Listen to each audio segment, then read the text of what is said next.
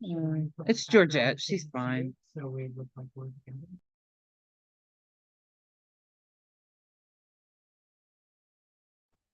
Should I match your background or should I do my painting, my other painting? This one. Okay. Or this one? What? I like both of them. Okay.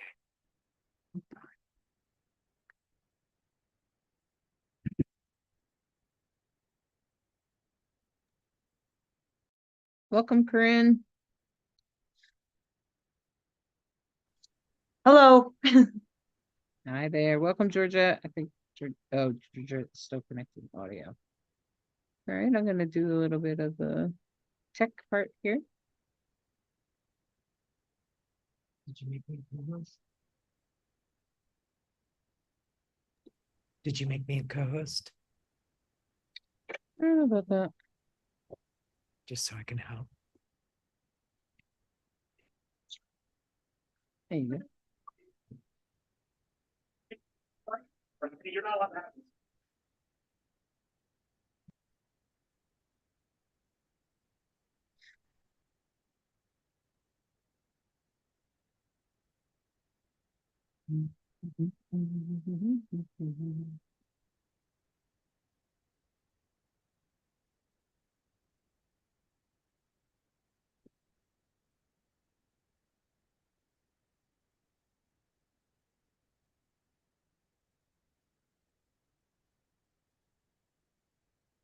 You let those people in.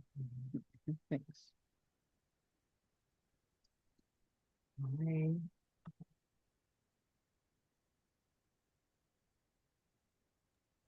Welcome, everybody. Good to see you all. And we're just letting everybody, giving time for everyone to gather.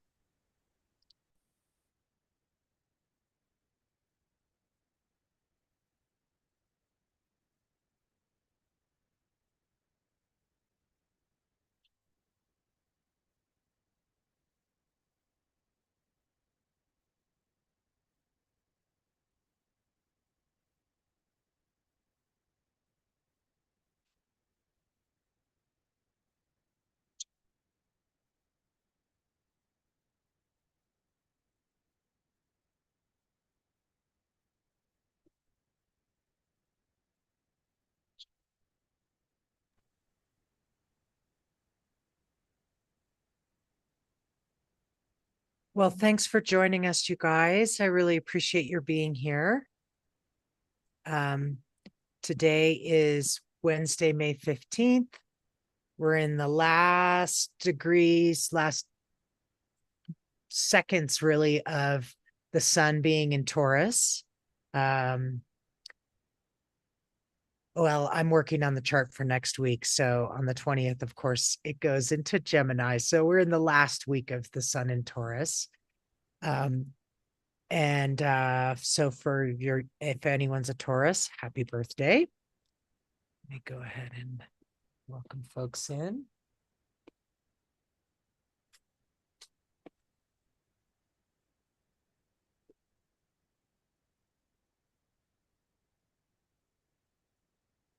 And I don't know if any of you listen to Rainbow Soul Astrology, but if you do, let us know in the chat.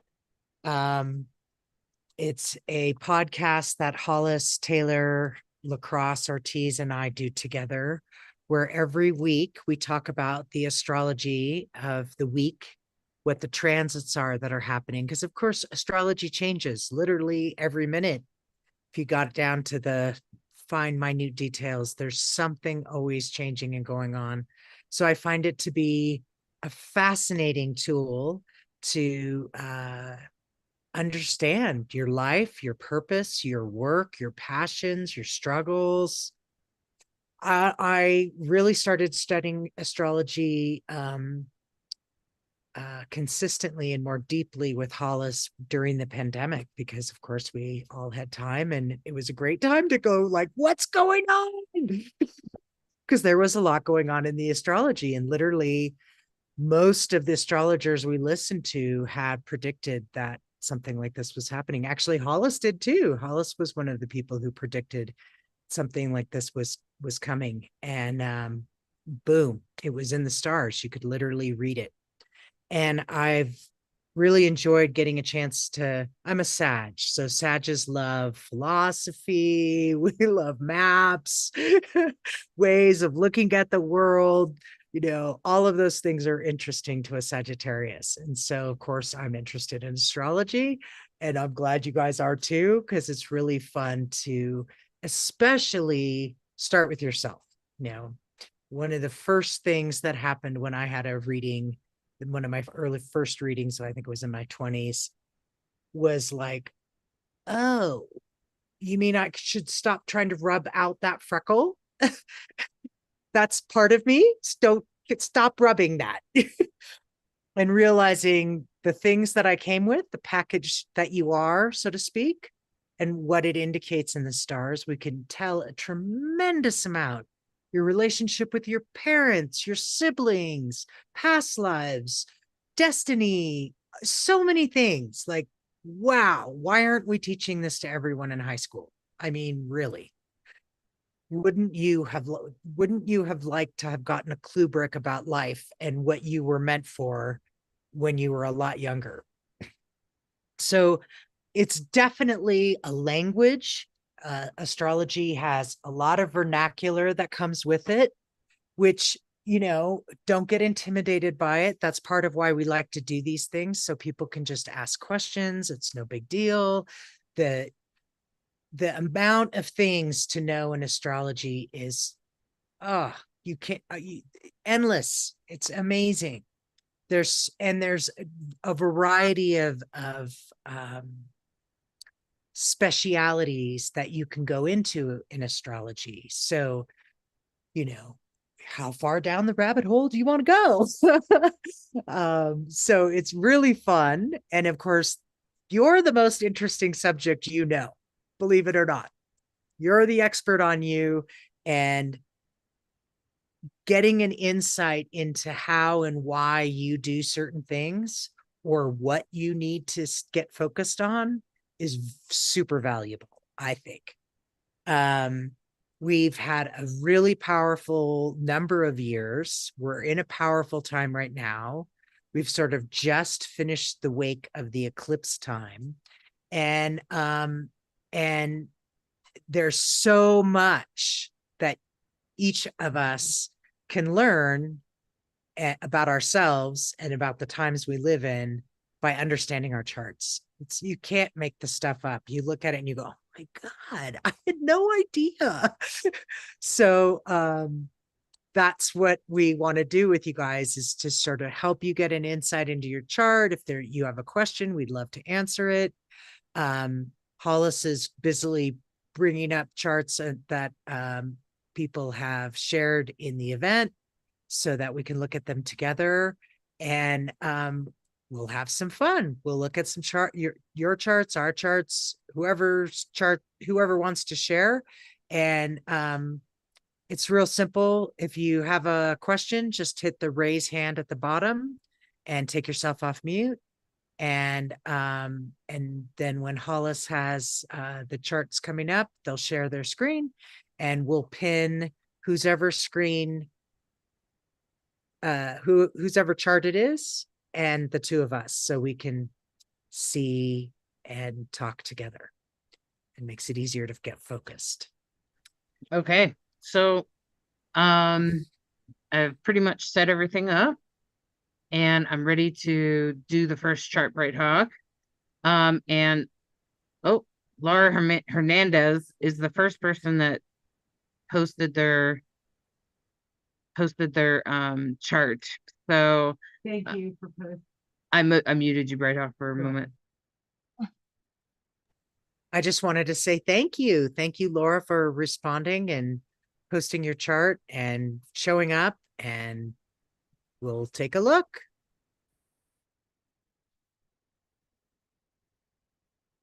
Okay, so see here, I should be able to share, hopefully. Well, you know what, Bright Hawk, if I share the chart, I don't know if I can pin the both of us as well. Let's see what happens there. Mhm. Let me just see. I'm sure you can see it. What happens when I do that? Oh, it just becomes we're on the sun. Yeah, So that doesn't. I was just wondering if Lar, are you able to unmute? Do you know how to unmute? Yes. Okay, good. Okay, because this is your chart, right? Yes. Let me just take a look and see how it looks somewhere else. Great. Can't really see. Okay, well, we'll just hope that it looks okay in the world because Sorry because about I that. have Is it not big that. enough? That's what she said. No, I'm sorry. You're on the Facebook screen. What was that? You're on the Facebook page. Ah, I see. Okay. All right, great. So it's actually showing. So Bright Hawk, do you want to get started? So Bright Hawk is still mastering her skill. And although I think she's quite ready to do birth charts, I'm just here to prove it to her. So go ahead, Bright Hawk. Take a look at the chart and what do you think about this person? Okay, so Laura, the first thing we always look at in our chart is the first thing we're going to look for is the sun. And obviously, your sun is in Virgo and it's 5 degrees. Okay, so the first thing I'm going to say and notice about your chart is that you have what we call a stellium, which is 3 or more planets in one house. 1, 2, 3, 4, 5, 6.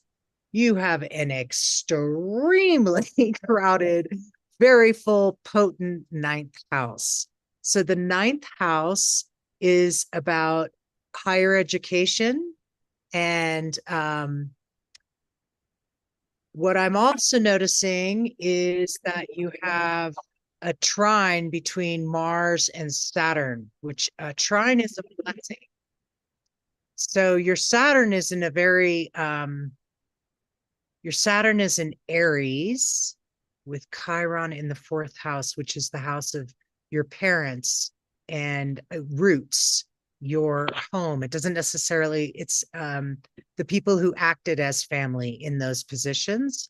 And Saturn represents father. So did you have, was your father an important figure? Was he present in your life? Yes. He was military. And so yeah, so so there it is. Your father was military and Saturn is in Aries, and Aries is all about war. It's all about the military. It's all about yeah, there you go. So you're so let's see, we don't have the asteroid, so Ceres isn't there, but okay, so so with your sun in Virgo, Virgo is ruled by Mercury, and Mercury is also in Virgo. So we would say Mercury is in its rulership, which makes it very strong. Mercury is about communication and how we communicate, what we communicate with. And so Mercury is very strong. 6 degrees. Pluto and Jupiter are conjunct. How do you how are you with change? Do you make change pretty rapidly in your life? No. No. It happens a lot, but I'm not good with it. You're not good with it. Mm-mm. Well, 8th house Leo. Leo's a fixed sign. Yeah. So Bright Hawk, check out her rising sign. Yeah, so we haven't even gotten to the rising sign. So the rising sign is Capricorn, and Capricorn, not quite as stubborn as Taurus, but still. I've never seen the ascendant that far in the 1st house. It's because the way she said it, see how it's whole sign? See at the top, it says natal chart, whole thank sign. you. Thank So it's you. a slightly different format than you're used to. Thank you. And so Laura, Mhm. Is your birth time correct? This is my next Yes. question. Okay. Okay, We great. just want to make sure. Okay.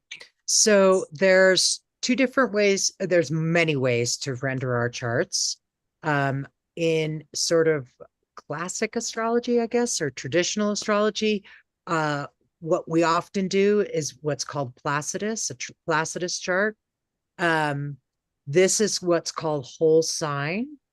The difference between the two is that when you look at a Placidus chart, the houses, the signs can intersect the houses. In other words, you could have two zodiac signs span two different houses. Okay. Do you understand what I mean by that? Mhm. So in whole sign astrology, they bump it so that each house lines up with a zodiac sign. And so you don't have these fractions and things like that. Whole sign makes sense for a lot of things. Each astrologer has their own way of doing it. It's good for you to be familiar that there's numerous ways to render your chart, and this is one of those things. So it was unusual to me. I think what's fascinating about the different ways of doing astrology is that they all pretty much lead to the same conclusion. Okay. It is fascinating that way. Usually will lead you all to the same conclusion. Okay. But boy, there's so many nuances. Okay, so the ascendant in Capricorn, and Capricorn is an earth sign. So you're very grounded, aren't you? Mm-hmm. Yes, you're very grounded. You have the sun in Virgo and your ascendant in Capricorn. You are very grounded. Are you good at business? Capricorn is very good at business, numbers, organization. Yes, I was an underwriter at a bank for mortgages, so everything I've done in my career has been numbers. I have a finance degree. Yeah. Higher education. Yeah. Yep. Bachelor's degree, not master's, but bachelor's. Yeah, that ninth house, I bet you have a degree for sure. And then your friends, are your friends important? Do you have a lot of friends or a few friends? I have a handful, but the ones that I have, I've had since childhood. Uh-huh. And are you like spiritual or Yes, very. okay? Right up. The ninth house also represents spiritual. Oh, okay. Thank you. I always forget that. So your 11th house is Scorpio, which is very, very spiritual. And you have a Scorpio moon, which makes you very psychic. And you Yay. see things that you as you see them before other people see them, and you may blurt it out and they may not know it. And you're like, oh, does that happen to you? A lot of times, yeah. It's a gift and a curse, right? You see the truth, you see straight through it, but you have to be mindful about how you say it. And I'm not good at being mindful about how I say things. So I try my best just to keep my mouth shut, which is really difficult. Oh, you have Mercury and Venus conjunct. What were they saying about Mercury Venus conjunct? Can you help me on that one? I'm not sure what you're referring to. But she has Mercury and Venus conjunct in Virgo, with Uranus is right there too. I mean, and Pluto, frankly, the 1, 2, 3, 4, there's 6 degrees separating the 4 of them. So, okay, so I could walk you through the first part of it, but then I'd love Hollis to go into more of the nuance.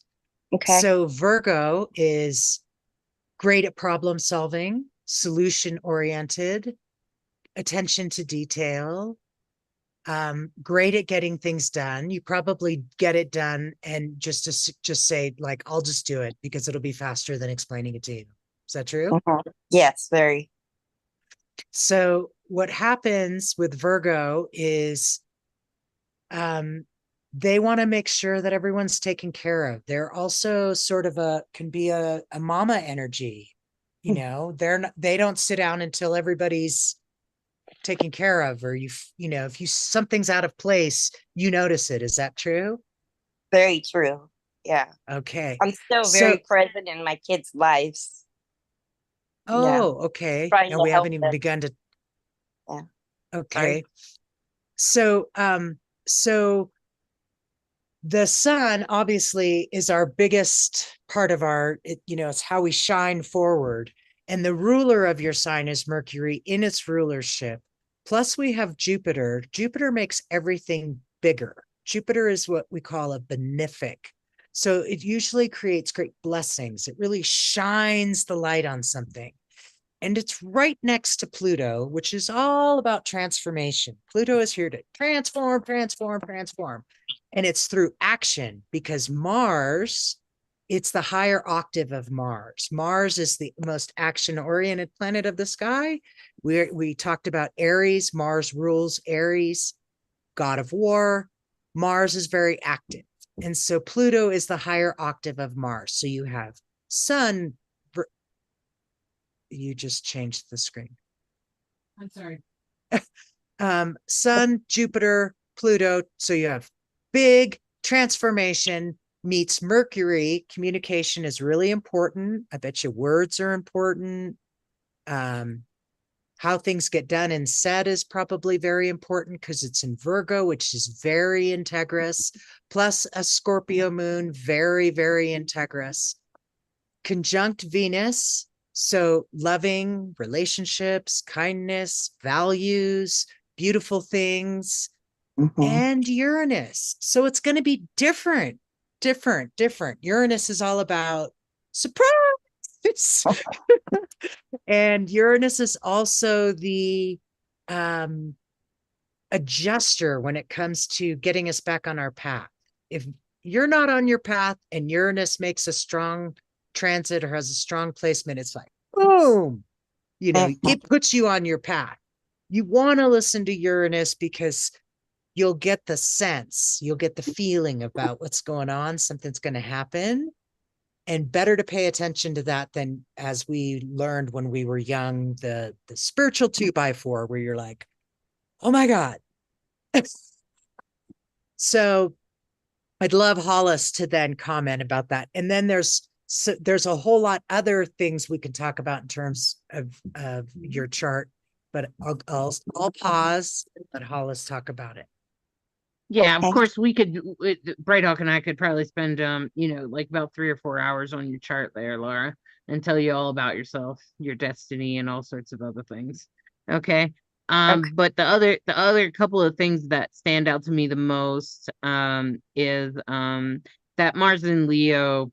So that Mars in Leo tells me a little bit. Maybe sometimes you might have just a little bit of some temper. Especially if you get if someone gets out of integrity the most, that will set you off. If someone has done something out of integrity, because Leo is the most integrous sign, and Mars is the fire is temperament. Okay. And so that means, how are they going to set you off? They're going to set you off by being out of integrity. Okay. And that you've probably learned a little bit about temper from your dad. You probably learned a lot how to not go off from your father. I would almost guess that, maybe because he was in the military, he was a little bit out about self-control, or your experience as a child was like, don't do that. Okay. So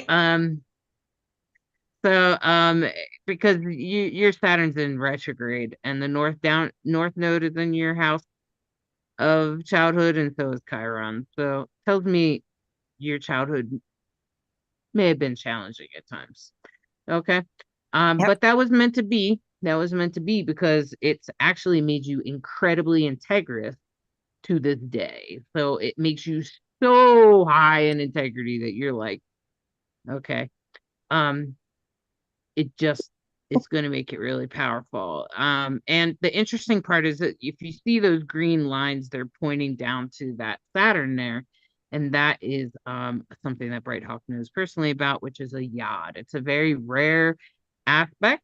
It is a yod, and that's your destiny. In fact, it was your destiny to have the type of father that you did and to have that experience in your childhood and then to end up being who you are today, especially in relation to the unusual way in which you probably raise your children and you interact with your children even to this day, and also the way you do your work, whatever that might be. I think you said something in finance and stuff like that, which would make sense for a Capricorn. It makes sense. Um, and the other thing that I notice is Neptune's in the 11th house. And so it makes me think about spirituality. So you have quite a bit of spirituality here, okay? Like I would say, while you're into higher education, you're also highly into spirituality, in particularly spirituality rather than religion, and in particular psychics, and people that are because that's what Neptune represents, psychics. Okay. It also represents um it also represents like visions going forward. Do you have some friends that are psychics? Some close friends that are kind of psychic, that Not like that I'm tarot aware. readers? Okay. I've been reading tarot, I've been learning it, but I don't have any friends that I've talked to about it. Okay.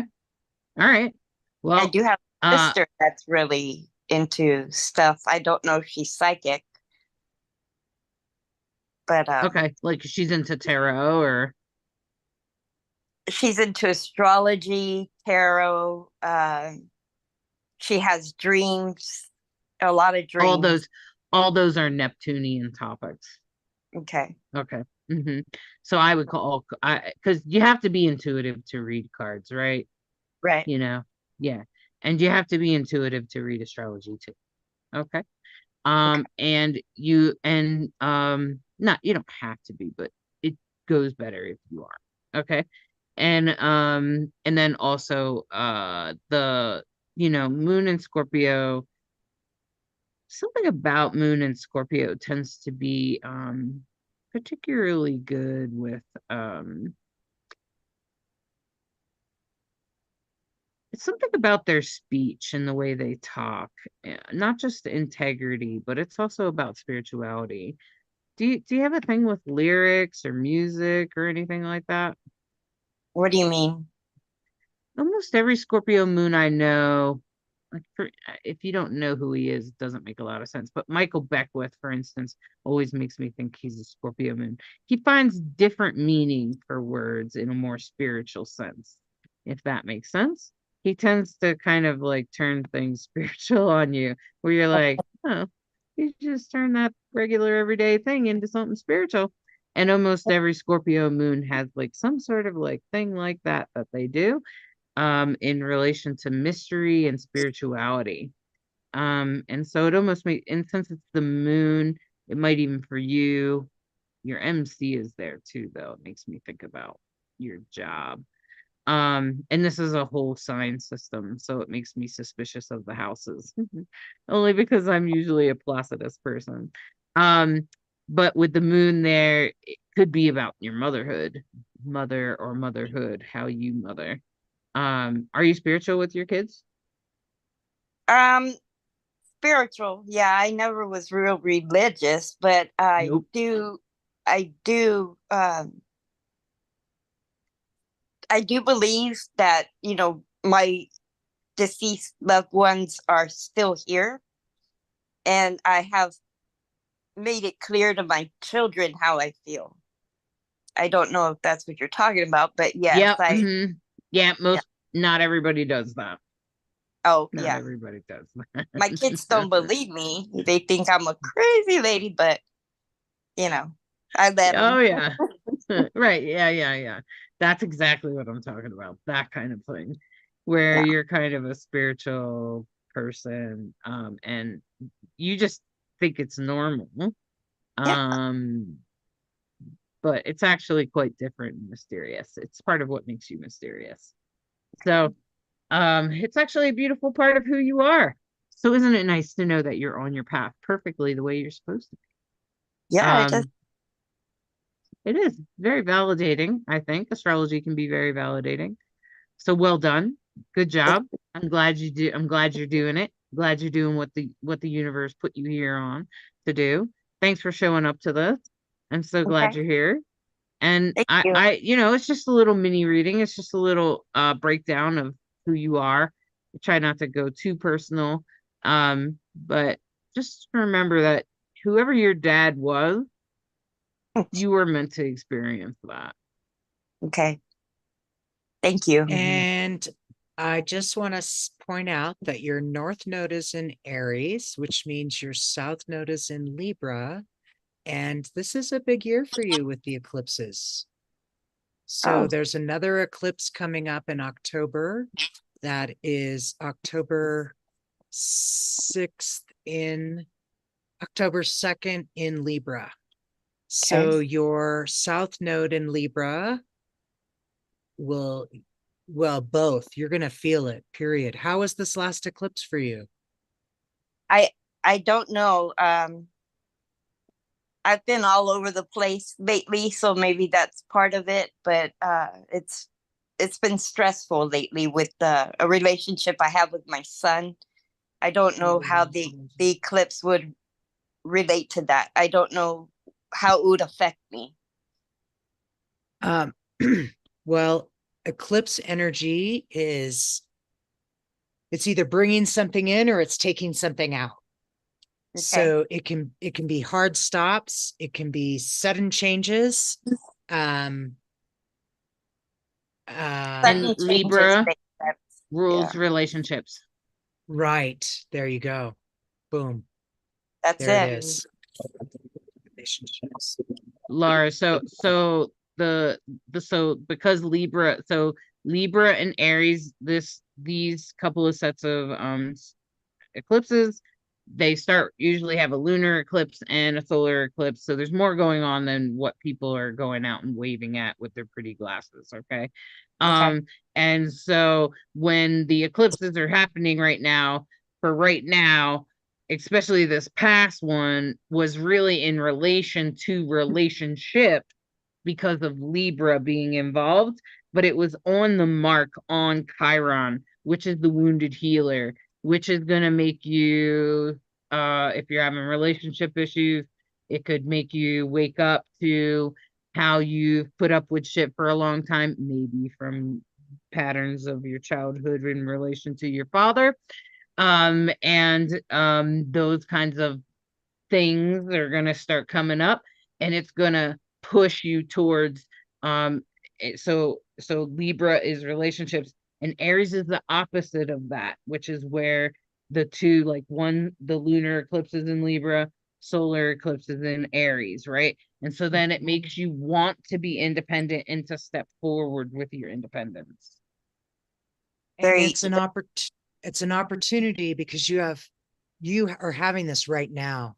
Chiron and the North Node are currently in Aries at 14 degrees and 21 degrees, and you have them at 10 degrees and 2 degrees. So it's already passed over that. And Chiron is time to reflect about, it sucked that thing happened, but I'm so glad I learned from it. So for example, I'll use myself as an example. Having cancer was no fun, but I'm super glad I recovered from it. And there's so many things I learned about who I am and what I really want in life and what I'm here to do. So never would have asked for that. But if you're going to be in this situation, best learn from it, right? So Chiron is our wounds, where we harvest the gold from that oog of whatever happened. And you really want to pay attention to it because your Chiron and North Node are conjunct. 8 degrees, loose enough of a conjunction. Conjunction means they amplify each other. Conjunction means they're having a conversation with each other. And the North Node is your destiny. Your North Node is the direction you are headed. This life, this soul incarnation, this time, what it's about for you. So we look at our North Node for our destiny, and the South Node, which I have a lot of charts that the same thing happens. They don't print the South Node. It is directly 180 degrees across, which means it's in Libra at the same degree. It'll be at 10 degrees Libra. And the South Node is all about your past lives. It's all about what you came in with, past karma. Sometimes they say one's your karma, one's your dharma. The South Node also can tell us about your soul contracts, who, some of the things you came in with that are like fully loaded. It'll sometimes show us those things. The destiny having pointing at Saturn, we should probably move on after this. Yeah. The finger of God is also a line of destiny. You don't have a lot of control over it. I have two of them. And this last 5 years, I'm going to say, was one of them playing out pretty damn clearly. And once I sort of realized that, I stopped fighting it. I stopped thinking I could get out of the work. There was no getting out of the work, especially when Saturn is involved. Saturn is at the base of mine. The moon is at the tip of mine. Yours is, you have the moon at the base and Neptune. Uranus. Oh, that's Uranus? Uranus and Neptune at the base. Okay. Okay, Uranus and Neptune. I gotcha. So again, Uranus is always asking us to be on our path to change, to make whatever changes we have to that are necessary. And Neptune is about the dreams, our visions, our spirituality, our visions, So powerful stuff, and you're having a very powerful time. I would highly recommend that you go deeper with the reading because of that, because of the nodal return of, the North Node and the Chiron return, and the fact that October 2nd is going to be a Libra's lunar eclipse. So I think that's a good gift to give yourself. Sorry, it's a solar eclipse, October 2nd, a solar eclipse, 10 degrees Libra. Is yours 10 degrees? Whoa, dude. It's direct. Wow. We call that a direct hit. Your South Node. Oh my. Take care of yourself, sweetie. I will. Make sure you're taking good care of yourself. If I want to go further with this, who do I contact to set up like a further reading? Go to Divine Androgen, Hollis's website, and you can book and do everything you want to do there. There you go. Okay. Laura, thank you. in the chat. And Hollis put it in the chat. Okay. Thank you for letting me. This is the first time I've read somebody else. I hope that was okay for you. I hope that was good. Wonderful. Wonderful. I appreciate you. Oh, thanks. Okay. Yeah.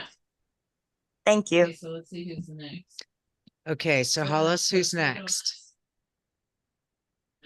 Eva Esparza, is she here?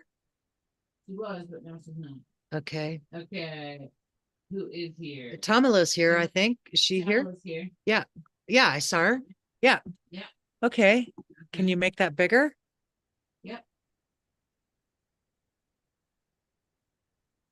Wow, that's gonna really. Oh, cool. I can actually zoom in on my side too. Cool. Okay, so hi, Tamala. So good to have you here.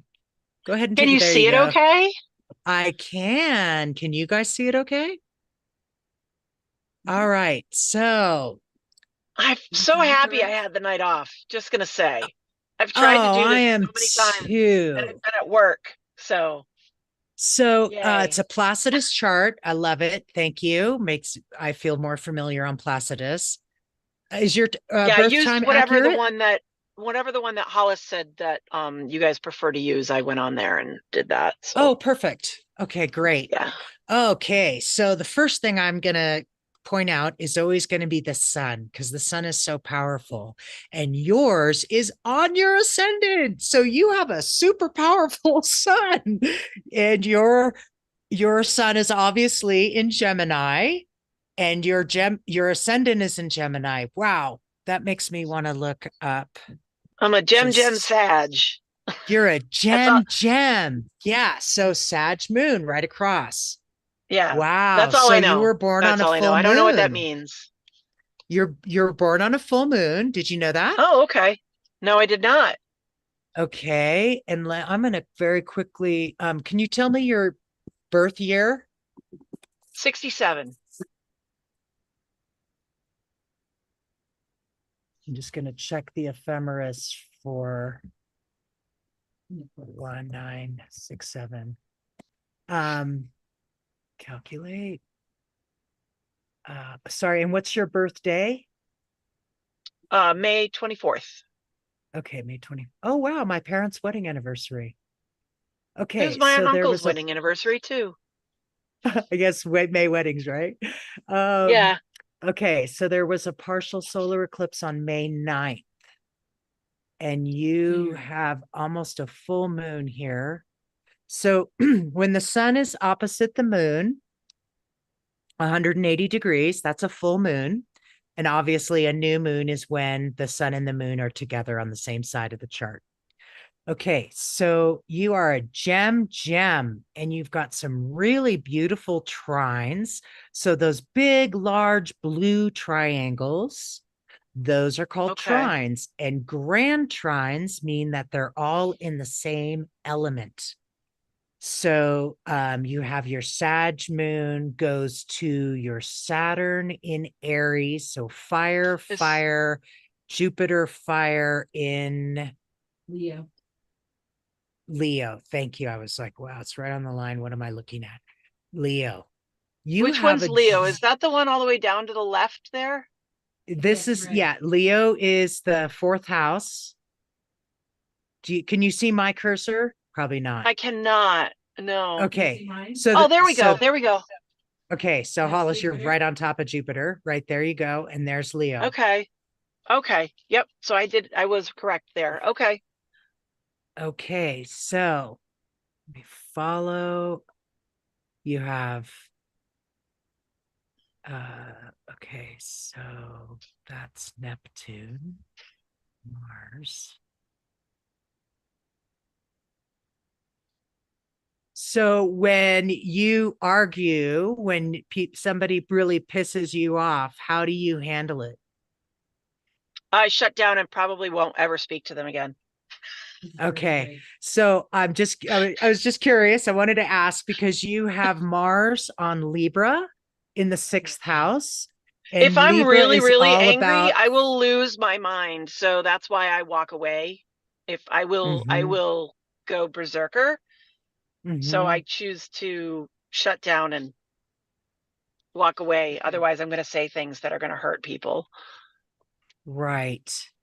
Okay. Well, that's interesting. Okay. So Aries, then isn't that in its fall? Mars is in Libra. It's got to be in its fall.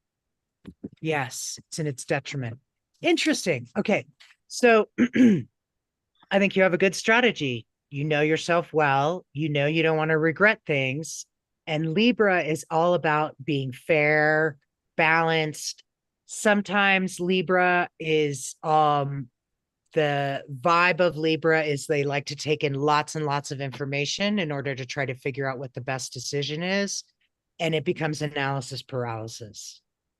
Yes. So Mars in Libra is actually in its detriment, which means it's weaker than it normally is. It's not well resourced. It's opposite. It's as far away from home as it can be because Mars is ruled by Aries. And Aries is all the way across. If you follow the axis all the way across, look who's over there. Look who's sitting opposite Mars is Saturn. Saturn is in the 11th house, next to Okay. Chiron, but they're not conjunct. Conjunctions, we usually talk about 8 degrees, within 8 And what did you degrees of guys, each what did you other. say Chiron was when you were doing the last one? Chiron is the wounded healer. Chiron is the Okay. wounded healer. It's a really beautiful story about the mythology of Chiron. I won't go into it, but I could you look it have up. Chiron. Yeah, I'll definitely. Yeah, you have Chiron right on the cusp of Pisces, which is in Chiron one of the rulers of Pisces? No. No, Chiron is a ruler with Virgo. Never mind. Virgo. Okay, Okay. never minding. Okay, so we always start with the sun. Your sun is in Gemini, and Gemini is ruled by Mercury. Mercury is at 17 degrees right there in the same house. So your Mercury is exalted, and it's part of your personal identity that you communicate well. That words are important to you. How communication happens is important. And and it's emotional because it opposite your sun is your moon. You really should pay attention to where the moon is at all times because of that opposition. It's going to influence you whether you like it or not. And oppositions are not blending. It's this or that. So it's Gemini or it's Sagittarius. Now, the Gemini Sagittarius access point, fire and air, it's one of the fastest thinkers. So I bet you're wicked fast. I bet I'd be interested to know if you're one of those people that when you do have a situation come up, you have already thought through 10 different possibilities, and the people you're working with might be on the first one, and you're like having to wait for them to catch up. Is that true? Sometimes it is sometimes true. I have my processing speeds are a little slow because of CPTSD, so that has kind of interrupted that. But yes, I do. That would be in relation to Chiron. So how was this last Mercury retrograde for you? It was interesting. Usually Mercury retrograde, I'm usually okay with it because I'm just like it's temporary, and what can I learn from this kind of thing? Cool. This last one was interesting. It was hard to stay balanced. I did find this last one to be a little bit more difficult to stay. I don't know how you would say it. Like to remind myself that this is a temporary thing. What can I learn from it? I was more reactive. Yeah. I can't imagine you wouldn't be. Frankly, that configuration right there, I would pay very close attention to what happens for Mercury retrograde and how to surf that, because Gemini's ruled by Mercury. You have Mercury in Gemini, and that planet is going to impact you. It's the fastest mover. Moves very quickly. So knowing where it is and what's going on, and currently I'll just tell you, Mercury is currently, we're just coming out of a retrograde, aren't we? Like 3 weeks out of a retrograde. Right. We just exited the shadow period. So today, my friend, Mercury entered Taurus. Because I've been so you're going to feel activated when Mercury goes into use. Yeah. And Taurus I kind of go into hiding. I kind of go into hiding, not hiding, but I try to minimize my social interactions during social interactions, and I don't do a lot. I don't make a lot of plans during that time period. I think that's a good idea. You have a lot of blessings, and you have some serious. Your chart reminds me a lot of my chart, to be honest, where you have some great trines and some squares. The red lines are challenges. We call those challenges. And the blue lines we call blessings. So you can sort of follow the blue lines in terms of who's having easy conversations. So like here's Jupiter, blue line up to Saturn. Yay. But Saturn, what's this red line to Venus, right? So that's a square to Venus, but it's trine to Jupiter. So these become the conversations that are challenging. These are the places where we have to learn, we have to grow, we have to check out what's going on.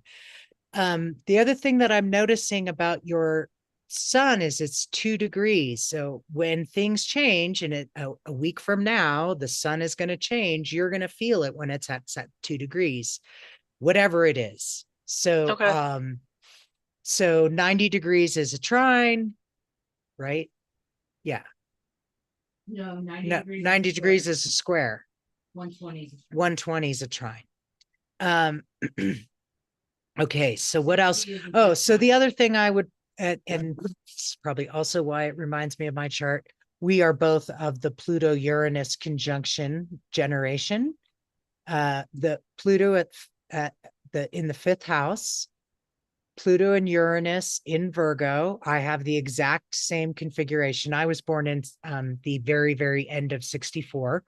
So oh, you're Gen X with heavy boomer influence.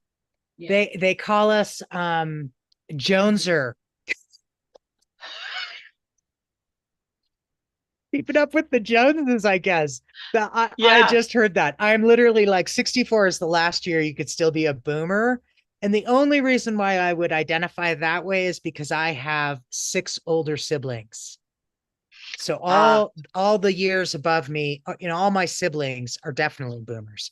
So that's sort of, but yeah.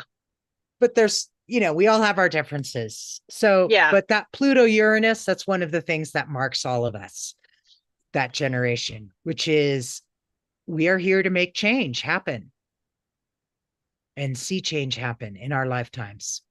And it's just so painful sometimes, but yeah. Yeah. Yep, it is. Sometimes I'm just disgusted by the human race. I'm like, oh my God. Yeah.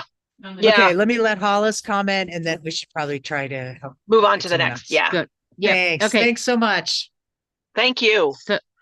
So then one of the things that so first of all, Mercury retrograde will always be challenging for you. The last one that just happened was actually like in your 12th house mostly. So that's why you were probably like didn't see shit coming, and because the 12th house, which is this last piece of the pie right here with your north node hanging out there, which is your destiny. Yep. It tends to be also about institutions. It can also be like nursing homes and mental health facilities, and so wouldn't be surprised if you somehow got involved in one of those. But anyway, so also it's also what we don't see, what's invisible to us, but others see it, but we don't. Okay. So it's not like things, not like the 8th house, which is like taboo topics, which is like the occult and sex and things like that. The 12th house is more like things that other people see, but we don't see it. We're somehow blind to our own thing. So how do we see it? We don't. The best way to see it is to look at our astrology chart and go, oh, that's yeah. Okay. But so you have the north node there, and your 12th house is ruled by Mars. And Mars is down there in the 6th house. So I would almost guess that since Mars is also retrograde, that there are times that you do that checkout, that shutdown checkout thing, that you're like, I shouldn't have done that. I should have stood up for myself. Oh shit. But you don't see it until way after. You probably don't realize it until way after. Yeah. And then it's too late to do anything about it. And that's that Mars retrograde there. So the best advice, I have a similar thing where I just shut down and check out. Okay, I have the moon in Libra. It's a Libra thing, but your Mars is retrograde. Okay, if there's something that needs to be said, and what I would do is try to remove yourself from the moment for just a second. And I've actually done this in person to people. I go, and during that second, I'm actually checking in. Do I really need to speak up about this? And people might think you're a little strange, but it's better than letting that go and beating yourself up Yeah. about it later. Yeah. And it's better than So doing the hand thing, because I usually go, hang on, and I put my hand up and it pisses people off. So I like the eye just close your eyes and be quiet for and take a deep processing. breath. Yeah, take a deep breath and then just Okay. be like, I need to say this. I have to say this right now. And so I totally get it. And if it's something that you're feeling like your whole body's shaking from CPTSD, from complex trauma, because you have Chiron in Pisces. So yes, you would have complex trauma and it's like water. So trying to hold on to it is like, what? Okay, I'm not exactly sure where that came Yeah, from, but I it's, definitely have it. yeah, Okay. definitely have a very reactive nervous system. So yeah. It's like water. So most of your trauma is going to react like water, and to be able to really grasp it is going to be like trying to hold water. Okay. So what I would recommend that you do is when that happens, that if you're ready to say something, I would actually either call in your Scorpio energy, which is Neptune, which could make you channel, okay, and say what needs to be said. Like you're almost calling from the other world to come through you right now and say what needs to be said, or to call through on your Mercury and Gemini, which is a very fair communicator. Okay. So like Okay. those are the kinds of ways that you could navigate through that. And I literally will sometimes be like, okay, and tag it. So inside my brain, I'm actually not saying anything outside. I'll actually be like, okay, Integra Scorpio, speak up and speak the truth in this moment, in the here and now. Boom. Okay. And then I say what needs to be said. And sometimes I usually prerequisite with, I know this could be hard, but I need to say this because Okay. and I make sure I do the I feel thing. I feel, okay. I Yep. feel like I'm not being heard right now. Because that's like a, for instance, that would probably really tick you off. Okay. So, but that's just a quick thing. You do have a grand Okay. trine, which makes your emotions easily resolved. So I wouldn't be surprised if a lot of times you are able to resolve your emotions to some degree. Yeah, absolutely. So Yeah. that's that grand trine, and you're able to like have compassion for others and be like, they clearly can't hear me because they're a narcissist and they're insecure about this. So it's probably best if I just back up and take my space. And Yeah. Bless and release is my favorite thing to say and do. Just, okay. My part of me knows, okay, they're not going to hear me. They're never going to hear me. right, Just bless and release. right. And that's that. Yeah. So All right, great. you also will be deeply affected by these eclipses, the next eclipse, next eclipse, because you The have last one was I got to be in totality up in northern Vermont, and it was absolutely incredible. But I have been all over the place ever since. So How was October Yeah. 2023 eclipse for you? Because that was a nodal return for you. I don't remember actually. Okay. And I also noticed that you came in.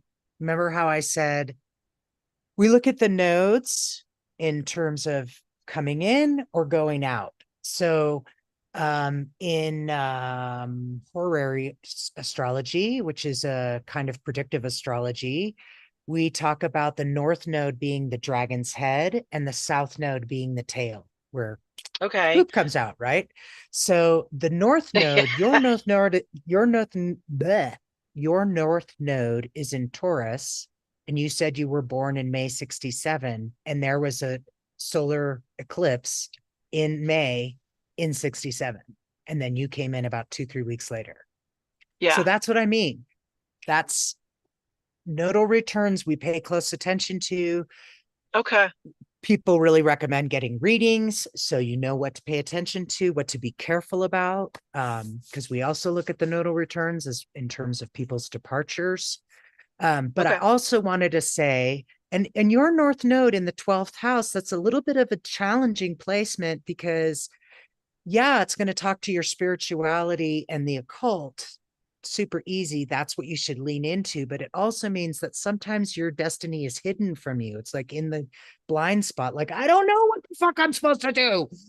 Yeah, I I've been think I'm floundering with that for a while. I'm actually going to be reaching out to Hollis for perfect. a reading, and also I want to learn more about, I want to be able to understand this more so that I can read my charts and go into Awesome. my days and weeks better prepared.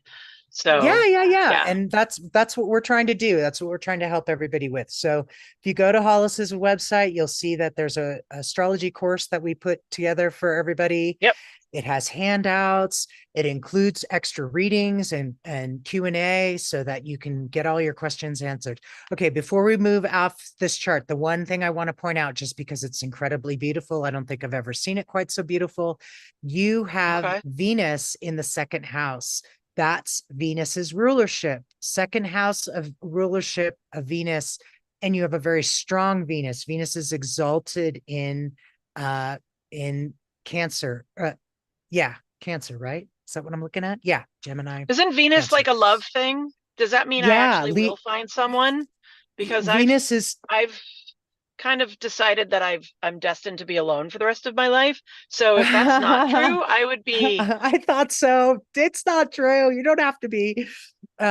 You have a strong Venus and it's in its house of its rulership. And okay. so I just wanted to point that out because Thank you. what you value, your gut instincts about people, that's a good person. I feel good when I'm around them.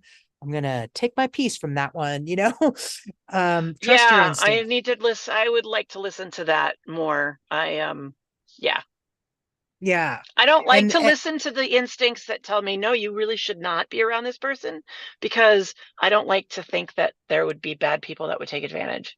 So that's, I find to be a very true statement, especially of women. And we need to always pay attention to what our first gut instinct is, not to yeah, what we're supposed to be nice to everybody and don't think unkind smile things and and yeah, bullshit. Right. So this is yeah. where trust, Thank you trust, so trust much, you yourself. guys. This was very helpful and really awesome, and I really appreciate you for putting this out there Yay. for us. Yay. And Hollis, Good. I really look forward to doing some more work with you in the future.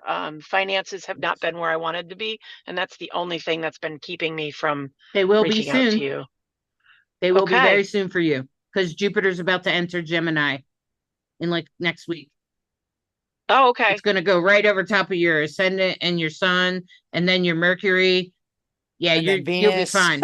And Jupiter's Okay. about good luck and money. All right. I like that. I All see right. money raining Thank you. down on you. Is it okay if I hang out and watch you do some other folks? Yeah. Absolutely. Absolutely. Excellent. Awesome. Absolutely. Thank you. All right, let's see who's next. Who else is here? Joanne, Yeah, Joanne's here. just making sure. Okay, Sean McNulty. Do I know Sean McNulty personally? Sounds really familiar. Okay. Other people are putting their information up. Okay. We'll see if we have enough time. I try to do it in order. Is Joanne Murphy here? Yeah.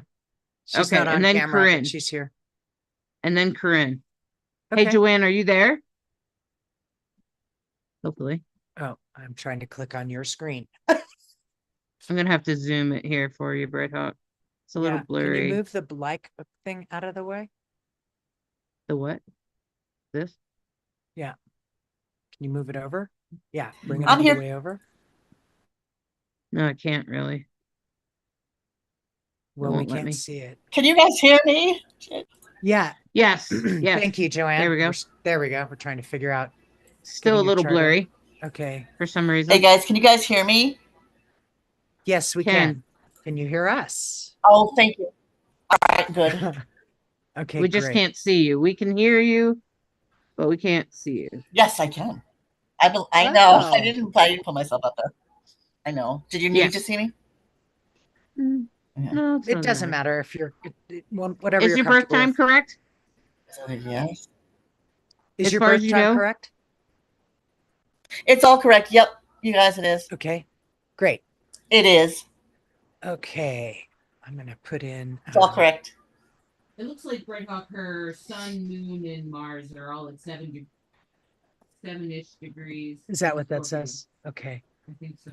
1559. First thing that points out. Sir. Okay. All right. Can you hear me? Yeah, I'm good. All right. So first thing that jumps off the screen at me is that's real easy to see. Taking notes, girl. Is that big blue triangle, or I should say small blue triangle, because what it means is a minor trine. Okay, so the minor trine. Okay, so first, sorry, we should start with your sun is in Scorpio with your, oh, wow. So perfect. We had one that showed us exactly a full moon, and now we see exactly what a new moon looks like. This is a new moon chart. Yeah. Sun, moon, right there at 7 degrees, exact new moon. Fascinating. With Mars also at 7 degrees and Neptune at 8. Transformation. Tightly conjuncted. Yeah. Yeah. Talk about a tight conjunction. Keep going, guys. Okay. I'm taking notes.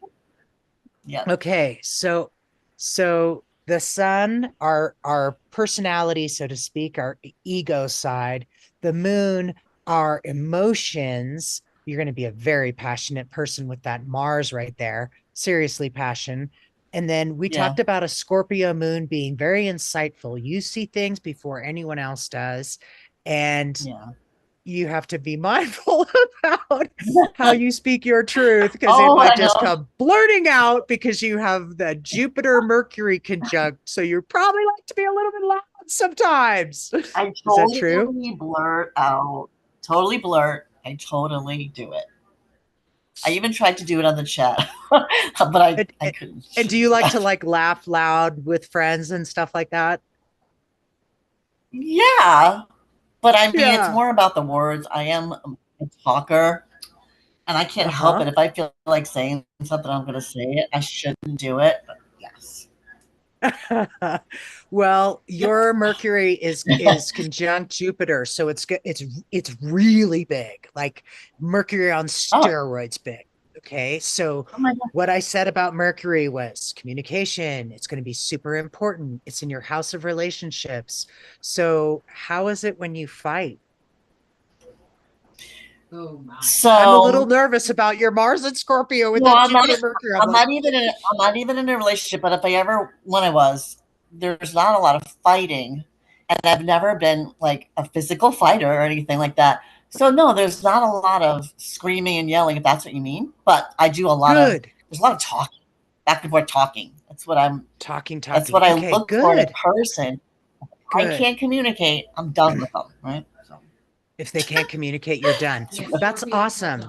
That's awesome. Because Scorpio, think about Scorpio, man. If they can, sometimes their words can sting and they'll cut you off, right? So I'm delighted to hear that you're a talker, because Mars and Scorpio always makes me nervous, period. It just always makes me nervous because you have the god of war matched with this sign that is known for transformation and shadow and knowing how to hurt people. Really, like that's what a Scorpio does. Like it knows how to just say that. Oops. So but never ever wanting to hurt anyone, truthfully. Because I've been hurt, and I don't want to hurt anyone. Sure, that's good. So I can appreciate that. Well, you have Chiron at the very top of your chart. So the healer vibe, do you identify at all as a healer? Chiron in Aquarius. Well, my mother's an Aquarius. That's the we don't get along. Never did get along. Well, there's the wound. Childhood. There's a thing. So that's Chiron speaks to our wounds, right? So Chiron in Aquarius, your mom was Aquarius, there's the wound, and you didn't get along. Now it's opposite on the other side. Uranus is in Leo. So Leo is very noble, the Leo, the lion, the noble leader. And you have a strongly aspected Pluto in that trine with Saturn. Okay, so dad is Saturn. Saturn is the father figure. It's and Saturn is over the line. It's in Capricorn. So Saturn in Capricorn is in its rulership, which means structure is very important, getting it done, and some discipline. Is that true? Okay, and it's in the eighth house is the occult. It's sex, death, and taxes.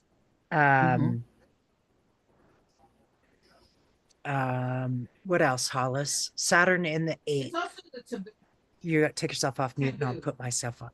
It's the taboo. So the eighth. So Saturn in the eighth house, like that in Capricorn, it's also going to be in relation to like taboo and stuff like that. Like, you know, like astrology and tarot and things that people don't want to talk about is pretty much the eighth house. Don't normally talk about it. I was going to say. Yep. Right. And in fact, sometimes there could even be times that you wish you had a better structure than you did, because it can also be kind of your shadow. So, like, you know, it's really important, but shit, you didn't do it. And so, especially because it's in conjunct Uranus down there, Leo. So if you find yourself having a hard time, like, making a good structure for yourself or something, like maybe your daily routine or something like that, or something else, like filing your taxes or something like that, doing your books. Okay, like, these are things I struggle with too, okay? I do it as soon as I can. I like to get everything done. No loose ends. So I do everything fast, the fastest that I can. Okay. So I wonder about your childhood, because I wonder about your childhood there, because Uranus is in the fourth house. And so that tells me that something was unusual. Yeah, so something was unusual about your childhood, as far as, especially in relation to integrity. So something was really out, and it probably had a lot to do with your wounding as well. So, like you said, you don't get it really along with your mother. Being a Scorpio. Go ahead. She's not a good person, like, overall. Right. At all. Right. Not just from my point of view, but the others too. Yeah, I get what you're saying. I totally, and that's the Uranus in Leo with in relation to that Chiron up there at the top of the chart. And so my father being and father, go ahead. How was father? Was he okay? Father, like, played the role. Yeah, he played the role of saint. Okay, so of course I got along better with my father, but he got along with everyone. But he did everything and agreed with everything my mother said. He never, ever, I never would disagree with her. Even when she was clearly wrong. He never called her out on anything. So there's that. So that could also be why your Saturn is in the eighth house.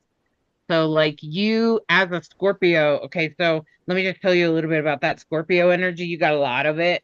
Scorpio energy, regardless of whether it's the sun or the moon or Mars, it's really, really wants people to speak up and say what's true.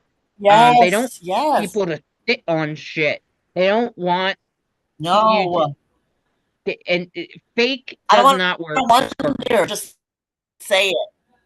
Yeah, and so the fact that your father would sit on shit when it was obvious, because that Saturn is in the eighth house, and the eighth house is ruled by Scorpio, and so you have all those planets in Scorpio, and so and Mars is in its rulership in Scorpio, and so then what ends up happening there is that your father created shadow because he didn't say those things. So there could be times, if you think that person is not speaking their truth, it's going to drive you batshit crazy. Yes. Yeah. He wasn't. You're going to be like, right. Even if it doesn't matter what the fact is, the point is if you think a person, whether it be your father or someone else, a man, a husband, a boyfriend, Yeah. a brother, a son, especially men, Yes. if they're sitting on Yeah. something, that's going to send you off. So To a that's point. why I generally choose people that are speaking their truth. Wham. There I you go, do. Joanne. And Yeah, let the love talk. Yeah. and that is so important. I totally get it. I'm a Good or Scorpio bad. rising. Good or bad. I have a very Yeah. strong Scorpio placement. I totally get it. It's like, I can't stand you if you can't be vulnerable and real with me. If you can't be vulnerable and real with me, we're not going to Right. work. That's all that Never. Scorpio No. energy. It's who you're supposed to Now, be. I also think that it's fascinating that almost every person with strong Scorpio placements has a mother out of integrity. And I think that sometimes yes, I've heard that. Spirit says, I'm going to bring you a child, particularly a daughter, that's going to call you on your crap. The worst. Yeah. So the other thing I'm noticing, and we Yeah. took a class on this today about the nodes and the eclipses. So I ran the eclipse ephemeris for 1959. You came in 3 weeks after a solar eclipse. There it is again. This is the third time I've said it. So they bring them in and they bring them out. So you arrived 3 weeks after a solar eclipse. The other thing that I I'm didn't know going to that. say here is, and I'm learning this from Hollis, and I've never seen it so clearly all by myself. Remember, here's your north node at the bottom of the 6th house. So you go straight across, and your south node, your karma, your where you came from, is going to be directly across. Okay. Now we go Okay. 90 degrees and Saturn, boom. Saturn is part of that minor trine you have, and Saturn square the south node, square your north node. I'm going to say you and your father had a commitment, made a contract, made a deal before you Yes. came. Guys, I've heard this before. Yes. There it Yes. is. You can't make I've it up. heard this. There it is. It's exactly what We had a what you're seeing. contract. Bright Hawk, expound on that just a little bit. What do you mean we had a contract? What do you mean by that? So when you think about us having a soul, and then we have many lifetimes, and we're here to learn different things in a lifetime. I like to think of it this way. Somebody said it this way. Imagine we're all like at Hogwarts, right? Before we incarnate, we're sitting around a big table having a beautiful meal, and we're like, okay, the next time I incarnate, I need to learn how to stand up to my mother or speak my truth or whatever. And the person next to you goes, oh, I can help you with that. And we make agreements. Oh, okay. And I'll tell you, the more you look at this stuff, the more you're around death and you look at all of the dates and the numbers and the things involved, you can't unsee it. It's like, oh, so we made a soul contract that in this lifetime, you and I were going to be in this relationship so that we could teach each other the following. And your chart has it just so clearly laid out for me that I had to say it. And I've seen Hollis do this numerous times where they go, oh, there it is, south node, boom, boom, whatever planet it's conversing with. But this one is just plain as day. So the contract, the contract was that we were just supposed to be a father and daughter in this life, that kind of thing, or is there more to it than that? Well, sure, and teach each other and help each other learn certain things. I'm a storyteller, and so one of the things I used to do when I was first teaching people how to tell a story was like, okay, give me one word. What do you want to tell us? What's important to you? Love, truth, freedom, blah, blah, all these great values. And I said, okay, now think of what the opposite of that is and how that taught you about the thing you just told me. Because it's the time that your heart got broken that you learned what love really is and really is not, right? Okay. That kind of example. Yeah. So when we want to learn about truth and we want to learn about speaking our truth, what do you need?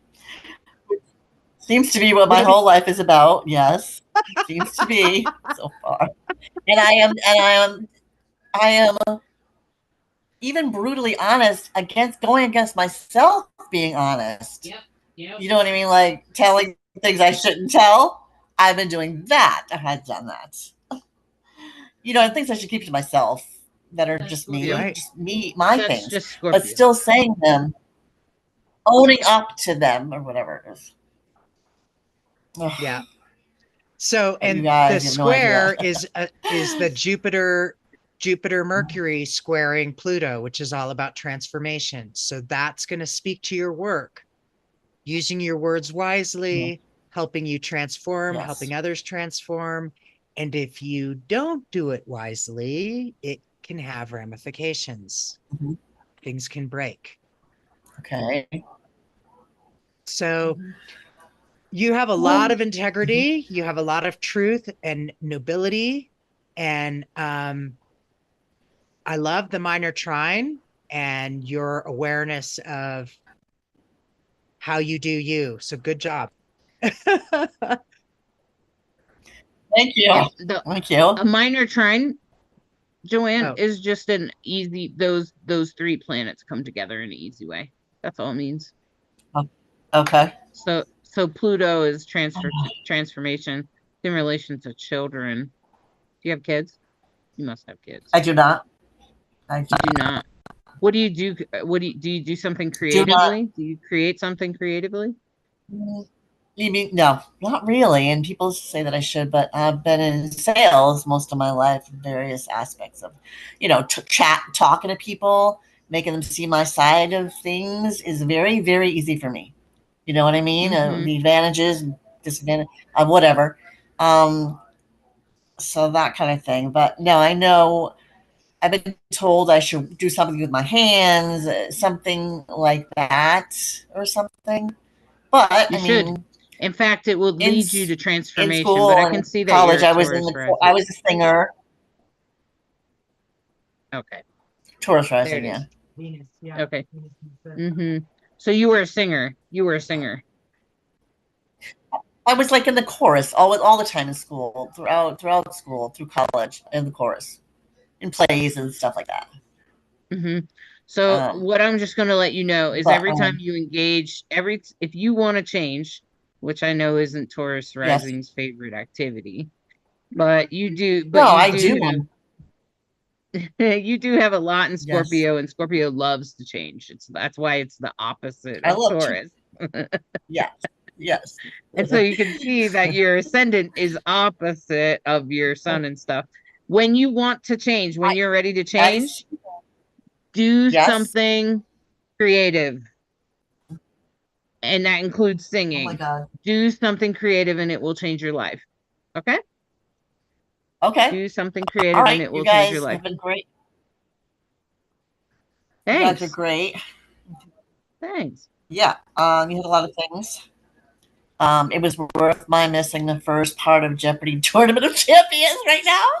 No, just kidding. The first half of the whittling down the 6 people. Anyway, I love Jeopardy. But anything else as a final thought? Nope. Any Nope. final That's it. That thoughts? was my No. final thought. That's my big final thought All was right. that little bit of advice that when you want to change the way you're Does it mean feeling, the way you're anything? experiencing life, do something creative. Does it mean anything that both my parents are air, Gemini and Aquarius? Does that mean anything? Probably not. But it's just they were so different than me, I feel. No, except that you were probably meant to call them Past. out. My father is Yeah, it's probably just meant that you were meant to call really, them out. Mm-hmm. and that's Mm-hmm. okay. And I just want to say you Okay. are also going to have a lunar solar. There's try that again. The solar eclipse is on October 2nd, will also impact you because it is in Libra and you have a North Node in Libra. So I would recommend getting a chart reading by October 2nd before probably would be a real good idea. Because those are real potent times. Yeah, 6 houses work and day-to-day life. I know, which is Yeah. weird Right. because that's so not me. Anyway, not really. Okay. I but thank you so much, guys. I really appreciate your insight. You're Super. welcome. You You're bet. welcome. All right, Corinne, you're in here. I know you are. I sure Well, am. she asked about having air sign for parents. Her North node was in air. Anyway, Yeah. Mm-hmm. hi there. Now we're Hi. looking at Corinne. Corinne. Sorry, that's so blurry. I can't tell what the R's and N's look like. Corinne, there we go. There. Is it coming in? That's a little coming better. in better Yeah. now? Yeah, that's a little better. Plus, I zoomed it up, so that's probably why. Okay, so of course, you know you are a Scorpio sun, but look at that. It's 0. It is a 0 Scorpio. So, what does that mean? Yeah. Because I have a 0 Leo moon, I have a 0 Saturn Pisces. 0 is obviously the very beginning of the sign, which means it's in its purity, if you will, like in its innocence. Think of, when you think of 0, it's ground zero, the base of it. So, I also have a 29-degree sun, which means at the end of a sign, the very, very, very end of a sign, it's also sort of at that purity end of it and its maturity. So one is like in its naivete, kind of, one's in its maturity. So 0-degree Scorpio with a Scorpio Mercury and Neptune in the 2nd house, Sun in the 1st, Pluto in the 12th. You also are Pluto Uranus generation in the 12th in Virgo. Me too. This is the 2nd time we've seen this. 67. Yep, that definitely makes sense. Oh, and look at that. You have a 0 Jupiter on the line of Leo into Virgo. 0 Jupiter Virgo. Okay. So your ascendant is your rising sign. I'm sorry, I haven't always been talking about the rising sign. It's terribly important, which is why you should take our class. The first thing we always look at is the sun. The second thing we always look at is the moon. The third thing we always look at is the rising sign. It's vitally important that we have an accurate time, because if you do not have an accurate time, the moon and the rising will not be as accurate. Okay. So it's great that you guys have had accurate birth times. I had to phone Okay. my mom and ask her. Oh, good. And she knew. She was able She to tell knew. you. Yeah. That's great. I asked mine. She had no idea. I was her 7th. She was like, what? Okay, so the other thing I'm going to say is you were born close to noon, weren't you? 12:15. No, 5:15 a.m. 5 o'clock in the morning. 5 o'clock in the morning. Why do you think it's Oh, never mind.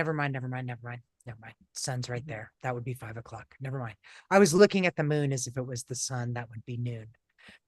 So the moon is in Cancer and it's home. So Cancer moon, you're very sensitive to where the moon is. You are an ocean of emotion. So you really, really, really need to pay attention to the phases of the moon. If you do not have a moon app, I would highly recommend you get them on your phone. There might be free ones. The one I have is just a few bucks. It's $2, you're worth it. The moon is going to be really important to you.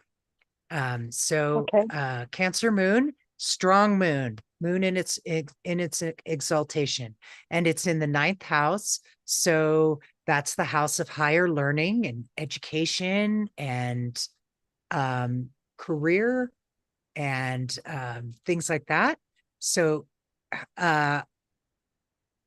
you do have, well, should we talk about the good stuff first? Yeah, let's talk about the good stuff first versus the challenges. So the blue lines are blessings. So nice conversation going on with your sun and your moon. You see that nice big blue line? Mm-hmm. And then that's a trine. and it's in a trine with Mercury, Neptune. So, and so we talk about Mercury as communication. We talk about Neptune. We're talking about our dreams. So, do you have strong feelings about your dreams? Do you feel like you are a visual dreamer? I was, yeah. You were? I was. Higher education. And higher education? How do you No, feel about that? How far did you go? grade 11. Okay. Yeah. And did you like it or not so much? No, Not so much. not Okay, so so much. now I'm going to say, let's go. What's the challenge with the moon? And here we go, Saturn on the descendant. So Saturn, so that's not a, oh, is it in a quincunx to the sun, Hollis? I think so. Saturn in a quincunx to the sun? 180, 150. 150 is a quincunx, isn't it? Yeah, it's a 7-degree orb. Okay. But what's more important is that big red T square. That big red T. Okay, so it's moon. Gosh, this should be so obvious now. I'm seeing it. Okay, so the moon is opposite Mars. Mars is at 1 degree. Moon is at 7, so that's a 6 degree. That's close enough. And when we have an opposition, we often have what we call a T square, like what's halfway between those two? Saturn. So that conversation is not an easy one. I will tell you, this is where your work is in life. Mars is about action, okay? And it's in a fire. Oh, is it? It's not in Sag. Is it in Capricorn? Yeah, it looks like it's 1 degree Capricorn. Okay, so Mars in Capricorn is exalted. Mars in Capricorn is really, really strong, which means you gotta move. How's your physicality? What do you do? Absolutely nothing. I take care of my grandson every day. In the 3rd house, communication. Communication. So Mars in the 3rd house of communication. But in the past, were you active? Yes. Okay, because I Yeah. can't imagine you not being active with Mars exalted. Like, Mars is very important in my chart. Mars is on my rising. And if I don't work out, if I don't do physical things, I drive myself and other people around me crazy. Oh, I I'm a keep cranker. myself busy, but not Yeah. But so like I this is should. so when we have oppositions are this or that. So I wonder if you fight yourself with, I feel like I want to do this, but I'm telling myself I have to do that. Well, I'm limited to things that I can do, so Okay. And then, and part of what's probably happening there is Saturn is facilitating the conversation. So Saturn says, this is the structure. This is what you can't do this because the structure is this. Saturn forces constraint. Saturn is father figure. How is your relationship with your dad? amazing. Great. Yeah. Great. That's interesting.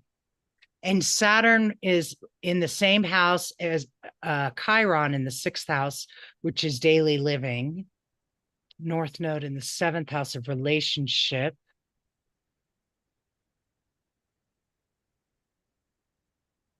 And how's your relationship with your mom?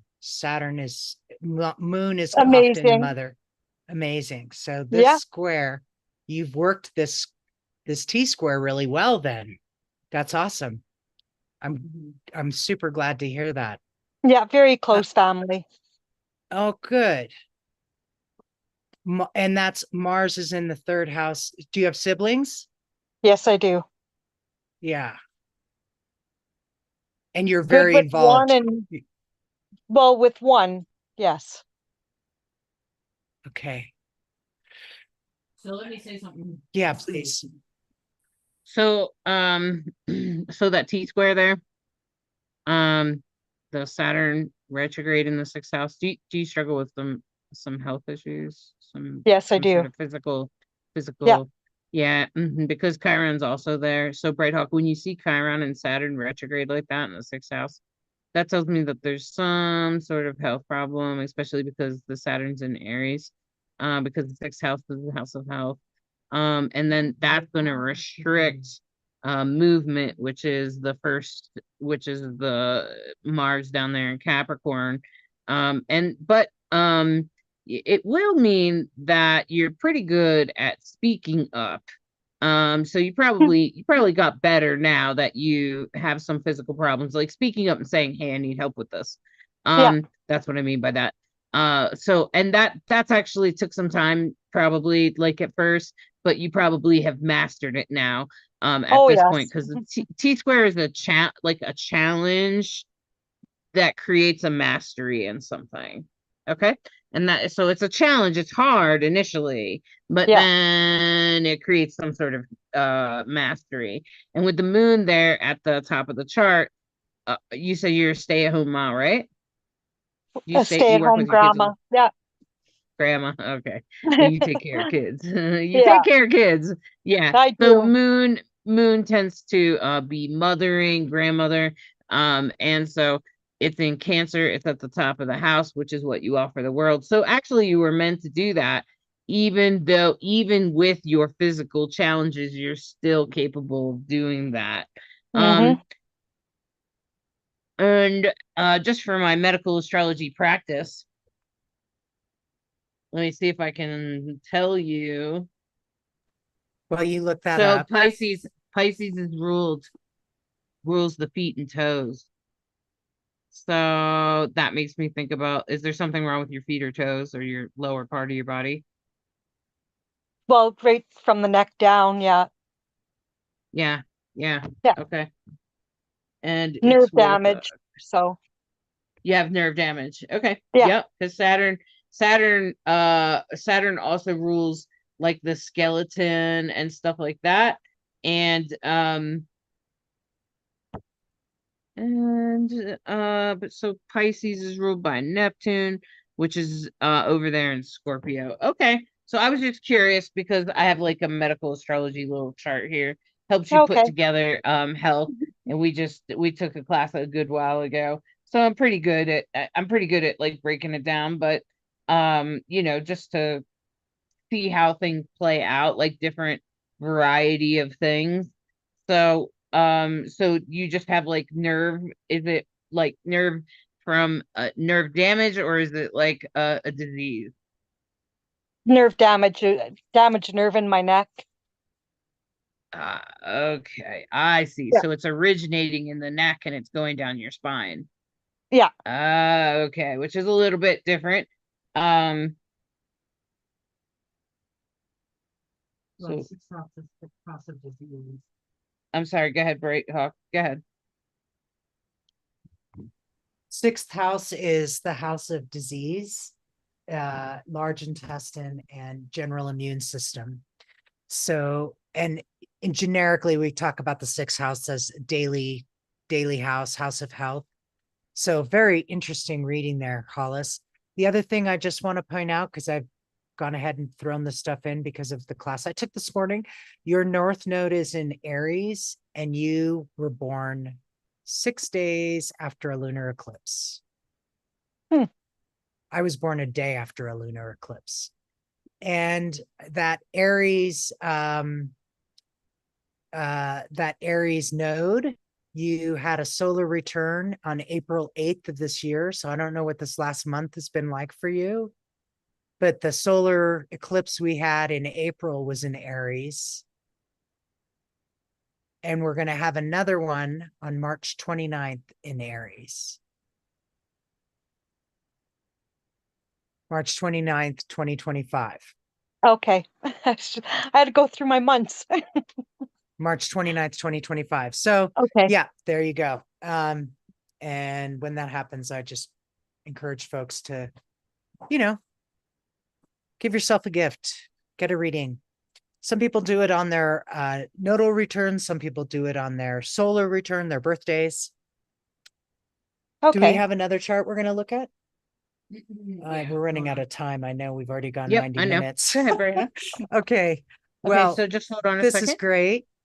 I'm really grateful that you guys have all shown up, and thank you, Hollis, for your encouragement, because this is my first time of looking at other people's charts besides the charts I look at when we're doing classes and, you know, my own family. Since I have a big family, I have a lot of charts, but but looking at other folks, and it's fun. It's fun to see and try to help folks see It's interesting. what they're Hey, yeah. Corinne, your Go ahead. accident. Yeah. I'm imagining that, of course, you didn't see it coming. It's over here with Pluto. Probably also came with maybe even a fear of death. Or like you feel like you glad I didn't like lose my life. You know what I'm type of thing. Like that sort of experience, because Uranus here, which is accidents, and Pluto here. Uranus is in a square to your Mars down here, which indicates that physical limitation that you have. So that's a very interesting thing, and it's in a square to Saturn. And so that kind of like all together kind of speaks to the same thing, okay? Because what you should know is that Uranus is spasmodic, and it rules like the electric system in your body, like, you know, how our nerves work and stuff like that. In fact, it's known as a lightning strike or accidents or sudden come out of nowhere, those kinds of things. And for you, Uranus was in the 12th house. So of course you didn't see it coming, or it was like just happened. Yeah. So yeah. So that's I just want to let you know that your accident is in your chart. It's meant to be there. Because that could help you go, maybe there's something to this, and maybe there's something like your grandkids might have to learn something from it, especially since your moon is involved there in Cancer. That makes me think about like maybe your grandkids or something had something to learn. Okay. Okay. So that's a Yeah. really special message. Just a little tidbit for you there. I'm sure if I spent more time on it, but all right. Okay. Thank you. You're It was welcome. You're welcome, interesting. friend. Thanks. Okay. Thanks. Have a good night. Sure. Go ahead, Laura. Message me. And then I think the last two that have been waiting for a while. One of them is Georgette.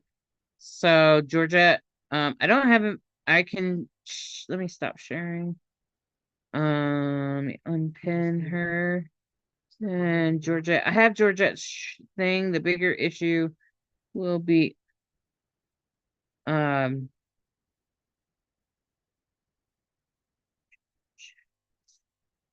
Georgette. Okay. Georgette, while Hollis is bringing up your chart, why don't you tell me what year you were born? 1960. Okay.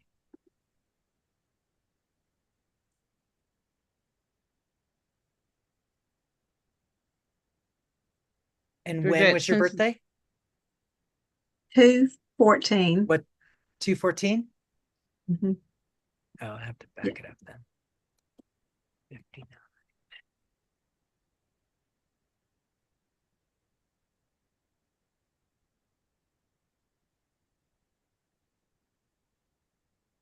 Okay. While we're waiting for the chart, did you say 2/15? So you're an Aquarius? Oh, but that 2/14. doesn't matter. I need to know Okay. Yes. I need to know where the North Node actually is. hold on, it'll be ready in just a second. Okay. Here Sorry. we come.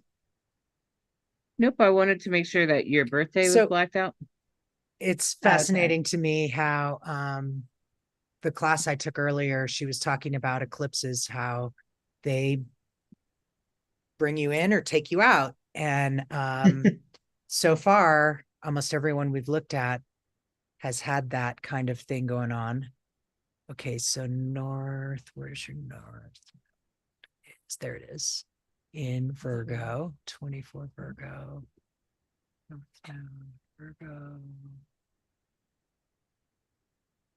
March 13th, 1960. So it happened a month later. Huh. Okay. Well, that's the first exception. There's always exceptions. That's the thing about astrology. This is where tons of it is science and tons of it is art and interpretation. And Hollis has incredible psychic abilities. I'm learning where for every rule, you can find an exception. It's crazy. You're like, okay, well, just tell me what the rule is. And then they give you the rules and then they go, yeah, but just so you know, there's always exceptions. So we found the exception tonight. I mean, that would have been amazing if every single one was a hit tonight. That's kind of wild. All right. So And excuse me, Virgo. by the way, I'm sorry to interrupt, but because it is late, I don't want to take up a lot of time. So I want Angela to get hers, and I've already, I can book something with Hollis. So, but go ahead. Just And Angie, do you have any questions? Angie lives in Las Vegas, so it's really early for her. okay, like but still, but y'all, I'll worry about you all. So anyway. Is there anything particular you're looking for? No. Well, the trines, I guess. Well, you have a ton of them. See these big, heavy blue lines? Yeah. These are lots of trines. And this one's called a minor trine, that pretty pronounced big one. So that's cool. You also have some squares, which, squares are how we learn. That's a part of why we come here to learn, right? To add to our life experience. So we'll start with the obvious things. You're an Aquarius, but you knew that. And big time want to point out, and you probably knew this, Chiron is right next to your sun. So the wounded healer, also in Aquarius. What does that mean for you? Does that mean anything to you?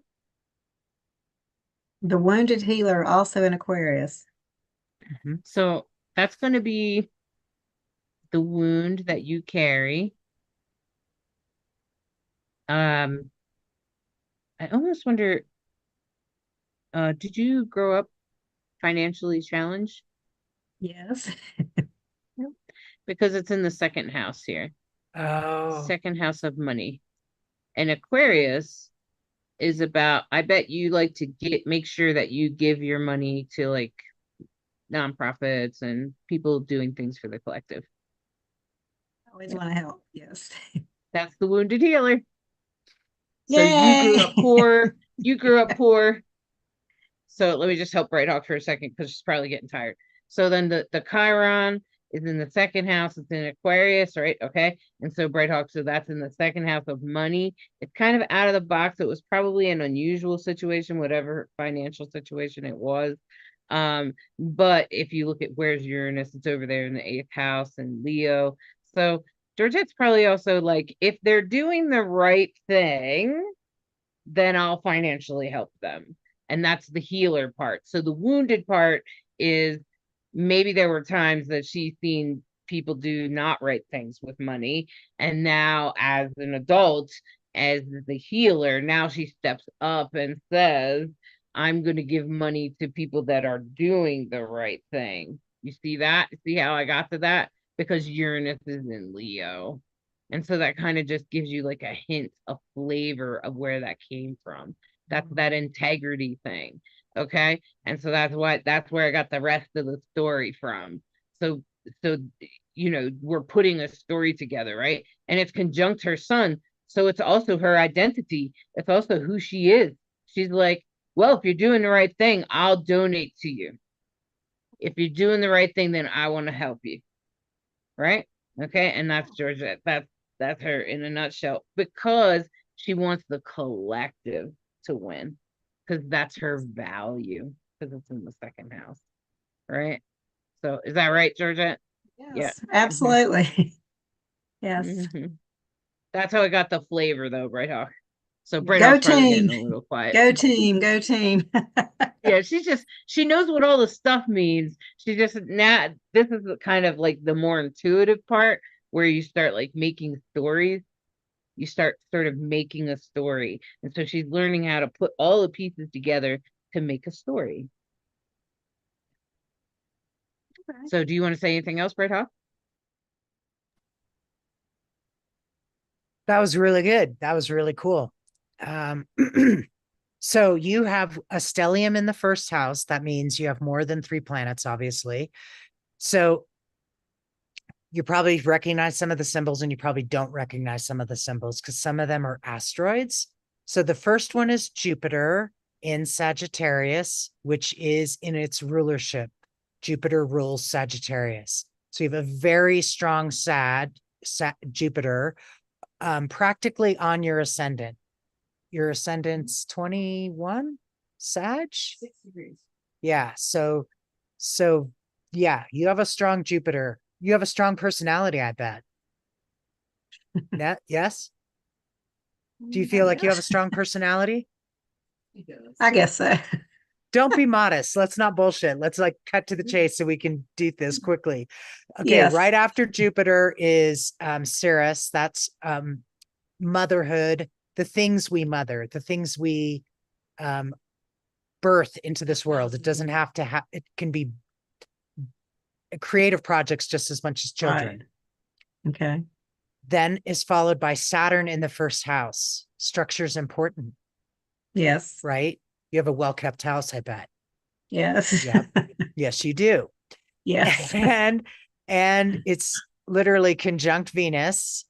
So relationships and things being done right and feeling good. And all of this is in Capricorn. We've switched signs from Sag. Jupiter is in Sag, and then the rest of them are in Capricorn. Venus, Mars, and backwards question mark. Ceres. Oh, Pallas Athena is the one with the diamond, right? Yeah. Pallas Athena is the one next to Jupiter. That's about strategy. So you're probably very good at strategy. Like you think things through, you have good structure, you have good strategy, you have good values, and then Mars, boom, I know how to take action because I'm in Capricorn. I'm very grounded. Is that true? Very grounded. Yeah. Yes. And a good relationship with mom? Yeah. Awesome. So that is the party in the first house. That's what that's all talking to. That's a party in the first house. It's a good party. So remember what I said about how when Mars and Venus are conjunct, especially that close together? No, I was trying to remember. We saw it earlier. What does it mean? I don't know. You turned your camera off, but I muted you, but you turned your camera off. I'm just talking for a second. So remember I was teaching you how Mars and Venus, when they're together like that, especially in someone's first house, you have to ask her about her identity, because immediately I'm kind of like, how do you challenge the gender binary, Georgette? Because I know that you do. Because and so she probably does more like she might be more assertive, more aggressive, go-getter sort of. And some people might even say, especially considering your age, they wouldn't say it now because you're young, if you were young, but if you're older, your peers might say something like, you're very more masculine, like you're like a guy or something. Is that right, Georgette? Yes. See that, Bright Hawk? That's that gender bend thing that I'm always pointing out. So that's just an interesting little. Cool. I love that. It's because Mars and Venus are conjunct. That's all. Yeah. Yeah. Women are from Venus and men are from Mars. Is that? Yeah. And so what happens there is you have both of them on top of each other. And so you mix it together. Okay. Sometimes when they're in opposition, we see people that cross dress. Right. Okay. And when they're in a square, sometimes I can see people that are a little bit more conservative about gender. And sometimes if Uranus, or if they're in Aquarius or if there's Uranus involved, I'll start recognizing how they might be LGBTQ. Okay. Okay. So this is part of my LGBTQ astrology that is what I've discovered on my own, actually. Some astrologers might disagree with me that being queer is in your chart. I would say it's not. I would say it is. So anyway, go ahead, Brighto. Okay. Is it? Oops, sorry. Okay.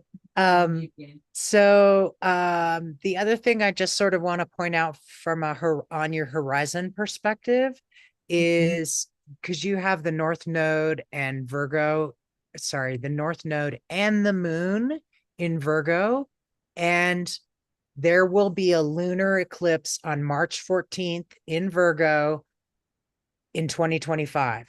So you want to know what's going on for you. I would definitely, pay attention, get yourself a reading.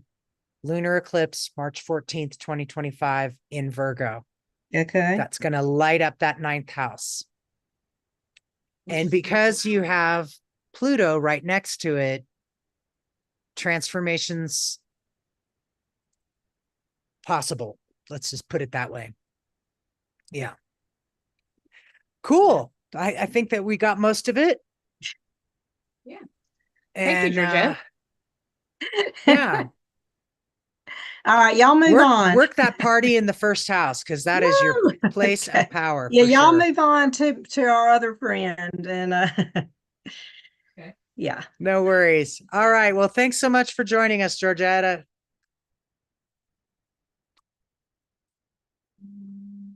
Hey, Angie, how's it going? Hi, How you doing tonight? I'm okay. Don't worry about your hair. I could be Yes, doing the same thing. Ah. I have that thing the hair out of my face because for my lupus is bothering me. So I have this thing. That's why I had the camera off. No worries. I know Hollis has your chart. Do you have any questions particular for tonight? No, I was just, You're curious learning.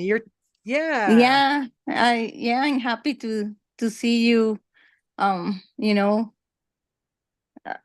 talking about all that kind of things. So yeah, Cool. no question at all. Yeah. Tell me what year you were born. 1970. All right. We'll see if our eclipse theory, how we're doing on that.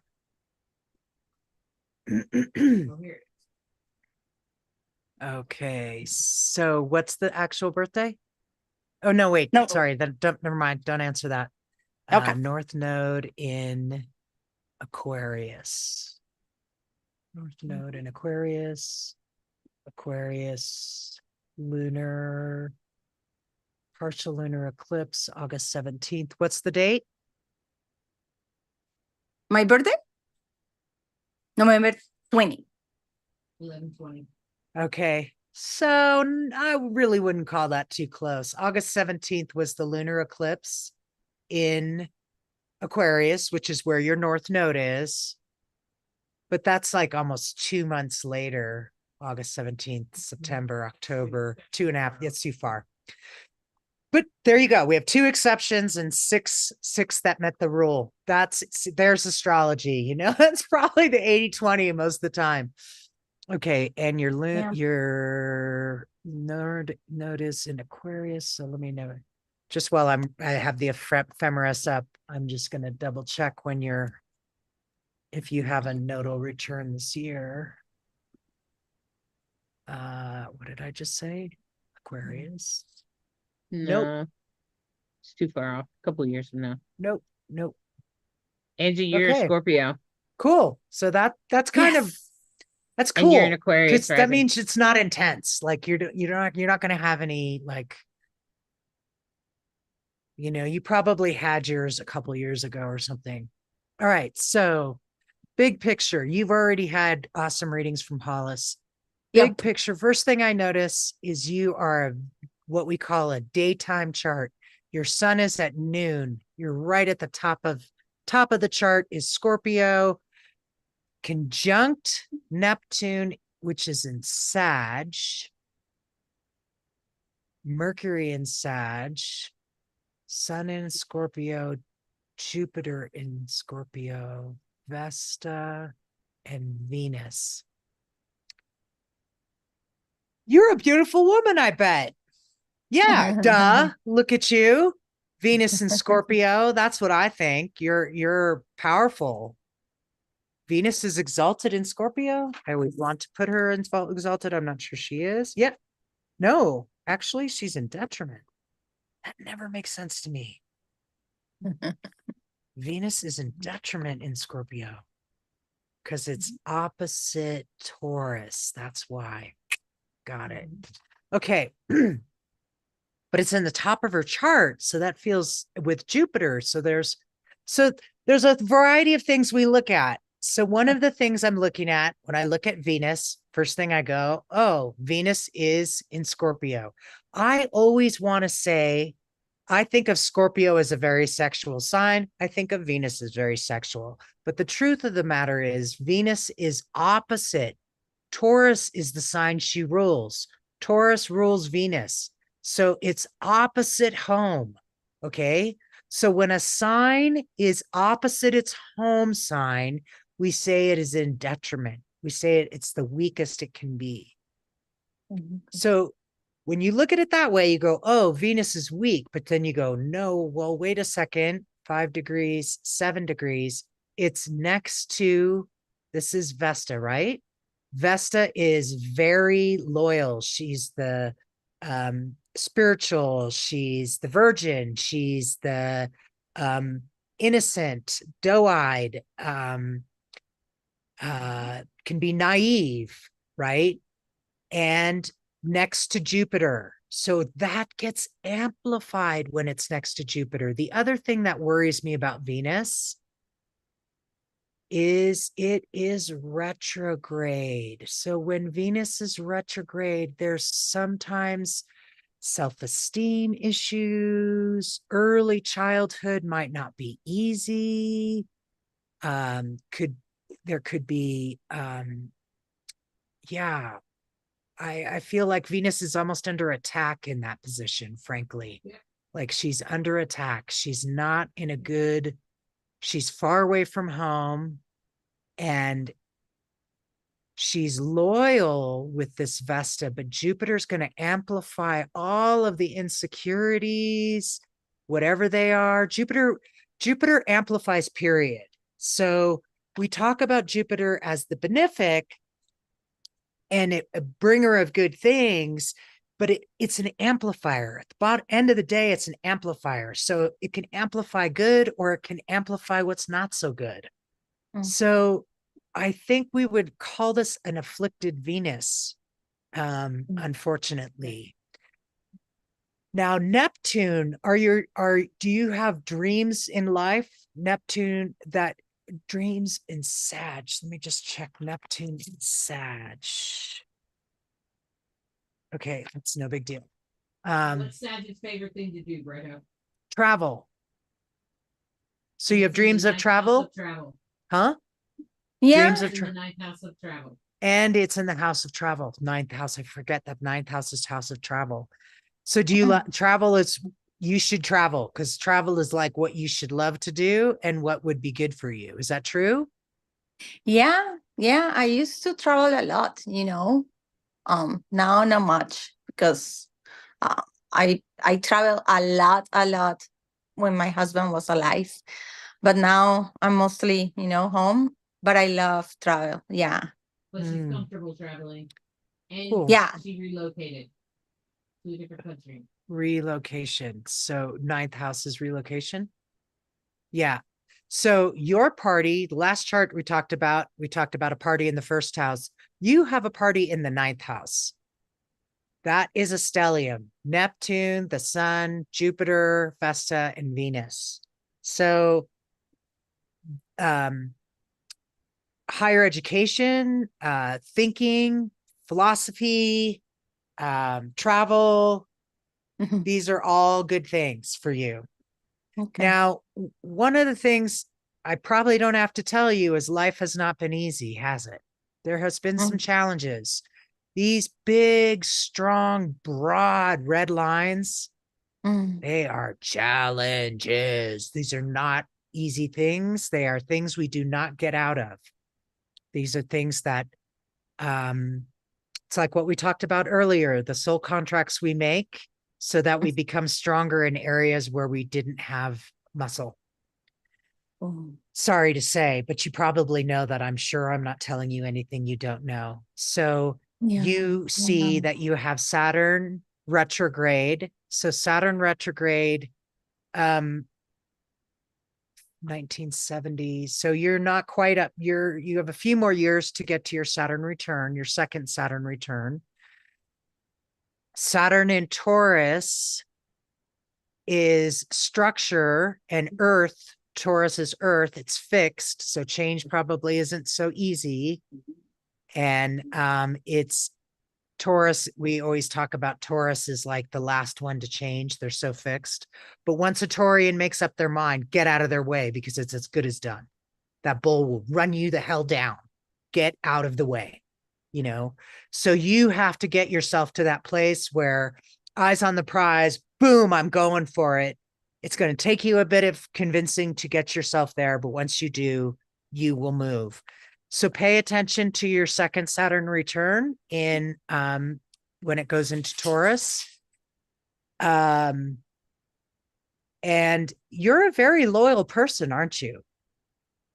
Yeah. Would you consider yourself a loyal person? Yes. Yes. And I am. and you value loyal people. Yes. Like somebody Yeah. better not do something stupid and break your loyalty, because that doesn't. Yeah. That would be Bye bye. nice. Yeah. Bye-bye. Yep. Okay. Yeah, because you have and you know you have Mars in the eighth house, and eighth house is the house of shadow. It's the house of sex, death, and taxes. It's the house of other people's money. So you have Uranus and Mars in Libra.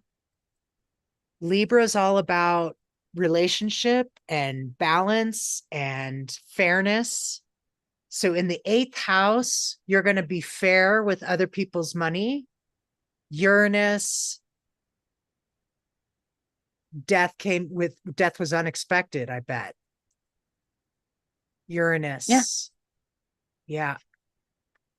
And Pluto is right there in the seventh in Virgo. Bright Hawk. Yeah. The one thing that I happen to notice, one of the things that I've learned doing this is because she has Pluto in the seventh house of relationships. Often that is shown in a widow's chart. Oh, wow. Especially when it's a big deal for them. When it's a really, really, really big deal that they were a widow, Pluto will be in the seventh house. Oh, wow. Wow. Now I want to look at my sister's chart. Fascinating. Yeah, Fascinating. And there it is, wow. just as plain as day. Or Pluto will be the ruler of their seventh house. So their seventh house will be Scorpio. One of those two will be true, but most of the time Pluto is in the seventh house. Well, with the North Node in Charlie, stop. Sorry, my dog is like he wants to go out. So yeah, I know you're a little Coco. Mocha, right? I call her Coco. Mocha. Mocha. Yeah. Coco, Mocha. Very close. Yeah, close. Yeah, close enough. Yeah. So I just want to say, with your North Node in the first house, being focused on your own personal growth is beautiful. It's okay to be focused on you. Okay. It's okay. I would guess you've been focused on everyone else but you, and now this is saying it's your time. It's your turn. And the fact that your node is at 28 and your Saturn return happens at 28 and your second Saturn return happens. I just finished mine. I'm 59. And it's that, to me, says this is your time. This is your time, honey. This is your Oh, time. Now, okay. don't worry about the nodes being retrograde. They're almost always retrograde. Retrograde planets mean that we're supposed to turn inwards on it. We're supposed to think deeply about it. So, for example, I'm a Mercury retrograde. So I notice heavily when Mercury starts its retrograde and when it's coming out. And I'm quite comfortable during the retrograde. Although Hollis says I frequently break a glass during Mercury retrogrades. I don't know why, but it happens. So retrogrades like your Saturn and your Venus, those are the things that Chiron speaks to frequently, which is that wounded healer. These things aren't going to be easy early in life, but as you go on, you're going to learn what you need to learn in mastery about relationship, in mastery about valuing yourself, recognizing what's important and appreciating what's important to you. And you are going to know who's loyal and who's not. Your chart really, my chart has a very similar thing, like loyal to a fault, you're like so loyal. So every once in a while, you have to remind yourself about what are you being loyal to? And are you being loyal to numero uno, yourself, right? You're the one living this life. You're the one that needs to get the most out of it. Okay. Yeah. Those are the big highlights. Oh, and then let's see, North Node Aquarius. Yeah, and I told you we have no eclipses in there for a while, so you're good that way. Okay. Yeah. So blessings to you, my friend. It's good to see you again. To you too. Thank you. You two are awesome. Thank you so much. Thank you. Oh, big hugs. I hope it was helpful. Hey, check this out, Bright Hawk. Angela's 5th house is ruled by Gemini, which is ruled by Mercury. Right? Mm-hmm. And Mercury is up in the 10th house. Angela, did you usually take care of your children? Yeah. As a job, like that's what you raised your kids. You were kind of a stay-at-home mom, and now you're kind of a stay-at-home grandma. Yep. Exactly. Yeah. So Bright Hawk, see how Mercury's in the 10th house? That's what she did for a living. See that? That's what she did. That's what she gave the world. That was her career, taking care of her kids. Because Mercury rules the 5th house. Yeah, well. Do you see how I just did that story? Yeah. Wow. She's gonna get it. She's gonna get it. But I'm showing her how to make a story. That's what I'm doing right there. That's super cool. Yeah. I thought you might like that. That's fun. So that's what you're supposed to be doing. Angie, you're supposed to be taking care of your kids and your grandkids. That's the universe set you up that way. And that you were supposed to be relocated from Colombia. Oh wow! All of that was supposed to happen. Oh yep, wow. including your husband passing early, which isn't easy to take, but you were supposed to distribute his money fairly, and do everything in relation to that. Also, probably will also be in relation to not just your spirituality and awakening of your spirituality and becoming who you are, but because it's in conjunct, see that, Bright Hawk, see how Mars is in conjunct Saturn there? It's going to change everything, because it's in the 8th house of death there and other people's money. Wow. So it's going to change everything for her. It's going to turn her life upside down. Right. And it's going to, because of Saturn. So it's going to make her have to do her entire system, her entire life differently. And Saturn, and that's going to be a challenge because Taurus doesn't exactly like to change. Wow. That's good to understand. I have a similar thing in the 8th house. I have Jupiter retrograde, and this year a Jupiter return. And I just finished dealing with my parents' estate. Can't make this shit wow. up. It's all right there. And then if you look Wow. at my yod, it's like Wow. I was destined to 5 years ago. She passed away 5 years ago this month, my mom. Man. And 4 Okay. years ago, well, even before she passed, I was trying to help her deal with the estate.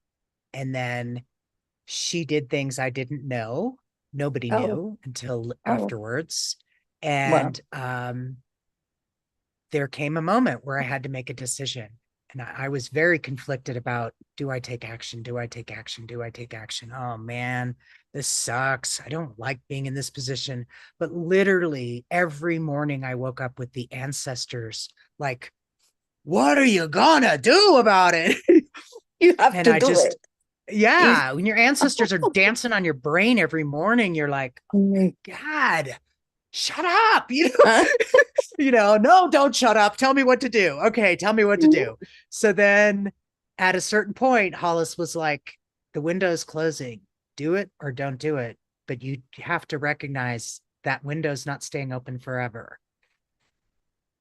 And then the moment of truth arrived, and I realized I had been on the fence a little too long, and Mars had moved into Aries and had gone retrograde.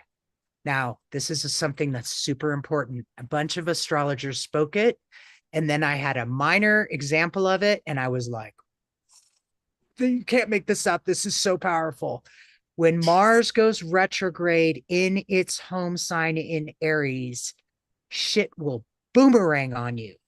So Oh. if you have a confrontation, if you have a legal thing, if you have something that you confront somebody on, hey, I'm going to call you out on that.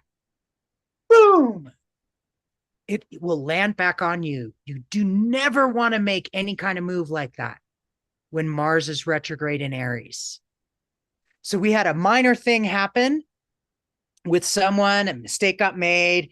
I came at her and said, hey, that was out of integrity, blah, blah, blah, blah, blah. And boom, poof, I ate it. Mm. And that was like, I don't know, it was $1,000 or $2,000. It was enough to hurt, but not so much that $800. Okay. $800. Okay. It was enough for me to piss me off, but it wasn't going to be the end of the world. But it was enough to get my attention to say, this is not the time to take legal action. Wait until Mars goes out of retrograde. Oh. I had to wait 6 more months. So I researched lawyers, I researched law, I researched probate, I researched California trusts. And as soon as Mars went out of retrograde, I hired the lawyer, I paid the retainer, I took action. And now, 5 years later, 5 years from her death, we are finally Wow. finished. Done. We are finally putting the final little bits. And post this whole experience, I can look at my chart and go, my God, it's all in my yod. It's all there. It's all in my chart. I was supposed to do this. I had to do this. It was my destiny to do this. And what was this? Do the right thing. Leo moon, 0 Leo moon, be noble, be proper, do the right thing. Don't put your head in the sand. Don't pretend somebody else is going to take care of it. Yeah. I wish somebody else could have taken care of it, but no, I had to do it. So they're not fun situations. You don't usually see how it's playing out till it's already playing out. Like you don't always get it until it's like happened. But it's what's supposed to happen, literally. So when those things show up in our lives or in our charts, it's that's when I feel like we lean into spiritual practice, doing yoga, meditation. What do I need to take care of myself? Am I